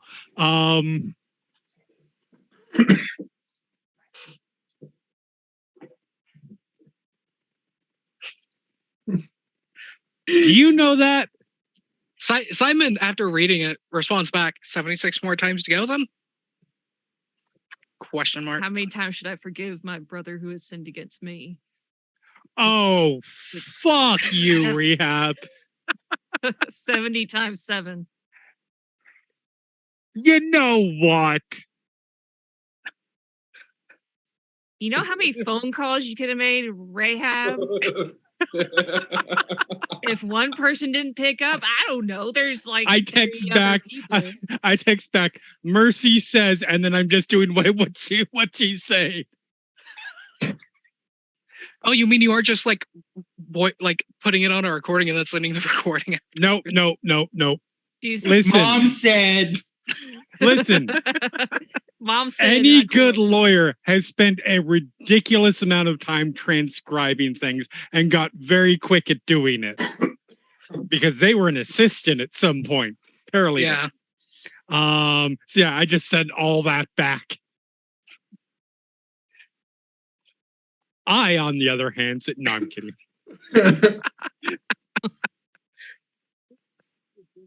Yeah, you've got Rahab. Rahab's in a mood. You So- don't say. Look, I'll take back. Look, we can talk about it later. It was a bad. This is not my best moment. Not Rahab's either. We will talk about it later. You're at the causeway? Simon directly text Rahab and not the group chat. So they left you over here too. How did you manage to get to the causeway? Who's this? Because we? I'm still at Elysium. And it's usually Mercy driving. Freeloader. Send a text back. I have a scooter. And then following that, I think the buses are still running though. You passive Handy. aggressive. I'm directly texting Simon at this point. Yeah. Yeah. I do, and then I respond, Uber might be quicker. And tastier. And then shortly after that, Lyft might actually get you here alive though. And then about 15 seconds later, wait, too late for that. But still Lyft is probably better. Simon's standing at like the front door of Elysium, seeing if he could see Guyon and just reading this like string of texts and just kind of chuckles. You did not see Guillaume in your walkthrough, but that could mean anything. He could have been at the back patio that you guys met him at last time. He could be, yeah. Like Simon's not going out of his way to look for him. Okay. Anyway, I'd like to Simon. point out there were 3 of us in one location with Rahab. 3 of us walked away and left Rahab there alone. Simon's not concerned with who loved Rahab. It's trying to find a way to the causeway. No, yeah. Look, Rahab has a bad habit of like targeting her aggression. And right now it's Cat. That is absolutely fair. Simon steps out of Elysium and on his phone just like tries to find a bus that passes by here real quick We'll say easy enough. and see how long it'll take to get towards the causeway. And then we'll also check some like Uber and Lyft. The bus is going to be about a half hour. Uber and Lyft is about a 15-minute.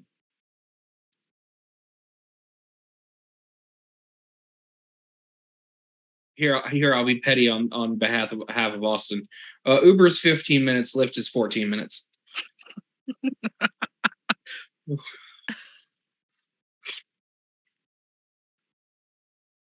It's less that I have anything specific against Uber and more about the fact that their drivers repeatedly refuse to allow service dogs on their cars despite the contracts they sign.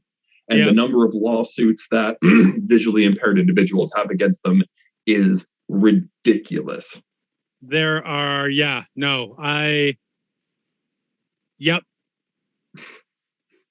That's a thing. So vampires. Yeah.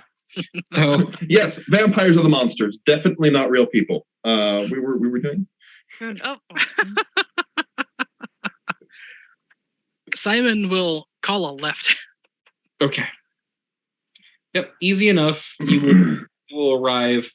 All of you will coalesce at the causeway in one area or another, close enough to each other, about the time that it should be arriving in town. Okay. Roughly give 5 or 10 minutes for traffic, which is when we go to Guire. Who's been running at like 5 miles an hour for a little over an hour at this point. No, 5, probably about 10. Normal human speed. Yeah. Oh, her dexterity is 5, so she's actually faster than most humans. Yeah, She's like beyond Olympic level runner speed. There's an equation to figure that out. I just don't have the mental fortitude to sit and do that. My run speed is 36 yards per 3 seconds. Jesus. Is that with or without celerity? That's without celerity. Sorry, that's with celerity adding 1 to my speed rather than letting me take an extra action. So 1 mile equals 1,760 yards.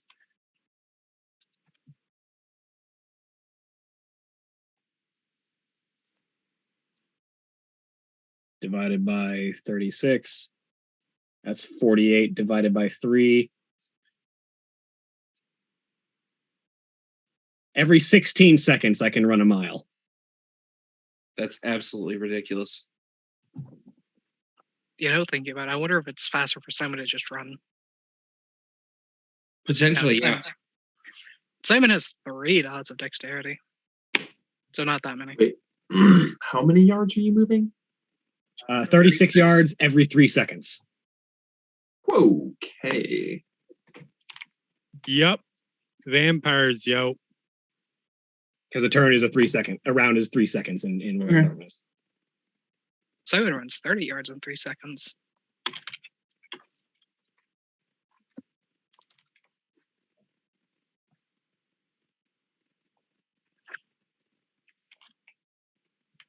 That's a little ridiculous. Vampires. Vampire. Vampires. So Yeah. at this point, you haven't been maxing yourself out the whole run. But you definitely see a mess of traffic problems up ahead with a U-Haul. Yep, that's my target. It is one of the semi-U-Hauls that has attempted to U-turn and did it very badly.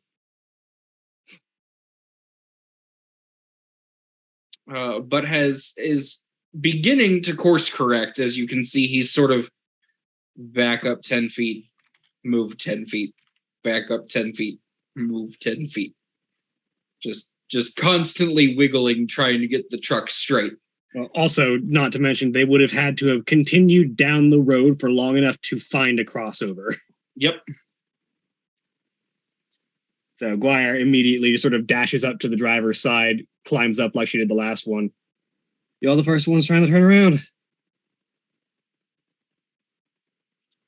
Sitting in the passenger seat is a large Caucasian male, short-cut brown hair that looks like it has been. It's one of the worst comb-over jobs you've ever seen.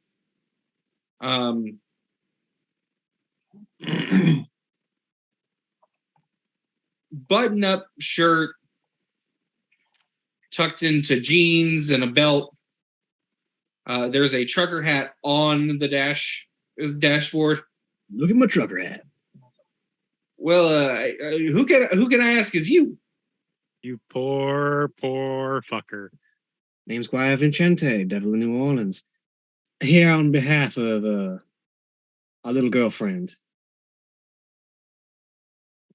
Oh, you're dating Elena too? That'll do the job, yeah. But you're the ones carrying the big shipment. Yeah, I got the I got the thing strapped down in the back with like 48 chains. It's How many guards on it? I got about 10 people in the back. Good. What can I do for you exactly? What are you trying to do? There's a bunch of people behind me really pissed off that I ain't moving forward. Yeah. I'm here to make sure that goes a little bit more smoothly. Don't worry about traffic laws or noise. I'm going to give you some cover of silence, she says. All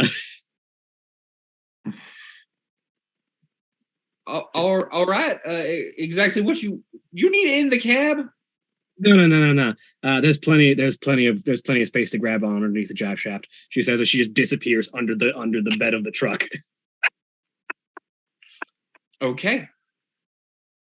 And using silence of death.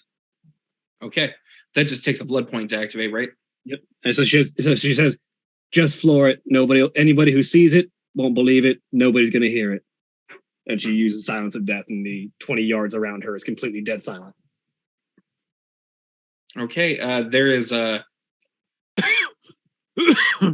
You could imagine the horrible noises that would come from the U-Haul had you not cast Silence of Death. But he definitely takes that curb a little too sharp and finally gets on the road and goes straight. And you feel the entire thing just sort of, you feel it shift gears as he just foot to the floor. And he's not too shy about pushing cars into other lanes either. Yep. So while she's hanging out under the drive shaft, Guire pulls one of her knives and recites, because with her sorcerer version she can still speak, even if no one can hear her, and recites pierce steel's skin. Okay. Which I need to make a roll for. Yes, you do. Spend a blood point.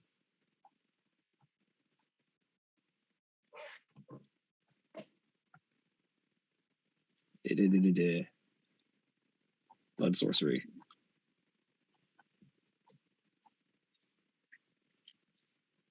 Why is it so weird? It's willpower rolls to do thaumaturgy, yeah? Yes. And it's a difficulty of the level of power you're using. Plus like 2 or 3, I think. Yes. Thaumaturgy. There you are. Power's level plus 3. Okay, yep. Yeah. And I'm using Pierce Steel Skin, which is other bloodlines, Awesomite Sorcery. Stop being slow, PDF. Never. There we go. Pierce Steel Skin is 3, so diff 6. Okay. Willpower. That was a diff 7, and I still got it. Okay. So what exactly are you trying to do with this? She's waiting until it gets off the highway and starts to turn. Mm-hmm. and then she is going to use the knife to cut the fuel line so that it just starts dripping fuel everywhere. Okay. And then she's going to stuff that bottle of vodka with a rag and light it and just stick it into the drive shaft and just light it. Okay, so is your intention to blow up the cab or the trailer? The trailer. Okay. Okay. Oh boy. And so specifically, she's timing this using celerity to make sure she gets the timing right. As they're like passing over some of the woods, she lights that with enough of a fuse that she can climb up, grab whoever is in the cab as she drops Silence of Death and just shout, "Fucking Tremere!" and yank him out of the cab before the thing goes up.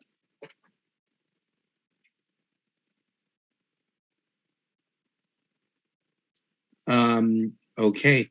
I will need a dexterity and athletics from you to stick the landing. I'll spend a willpower on this and pour a blood into my I pour several blood into my dexterity, actually. It's going to be a difficulty 8. You're going at like 80 miles an hour down the highway. And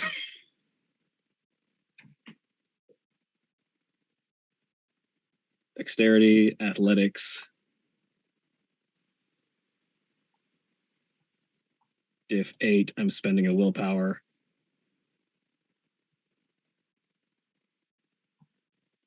Two successes. So you tuck and roll and land about 4 feet away from the rest of the tires. As you see the entire truck just sort of squeal off into the distance as you hear, "What the fuck?" And then an explosion just racks the area. And that is where we're going to end it for the night. Dare I say go out with a bang? Yup. God damn it, Katie. Ending the episode Alright. with a blaze of glory.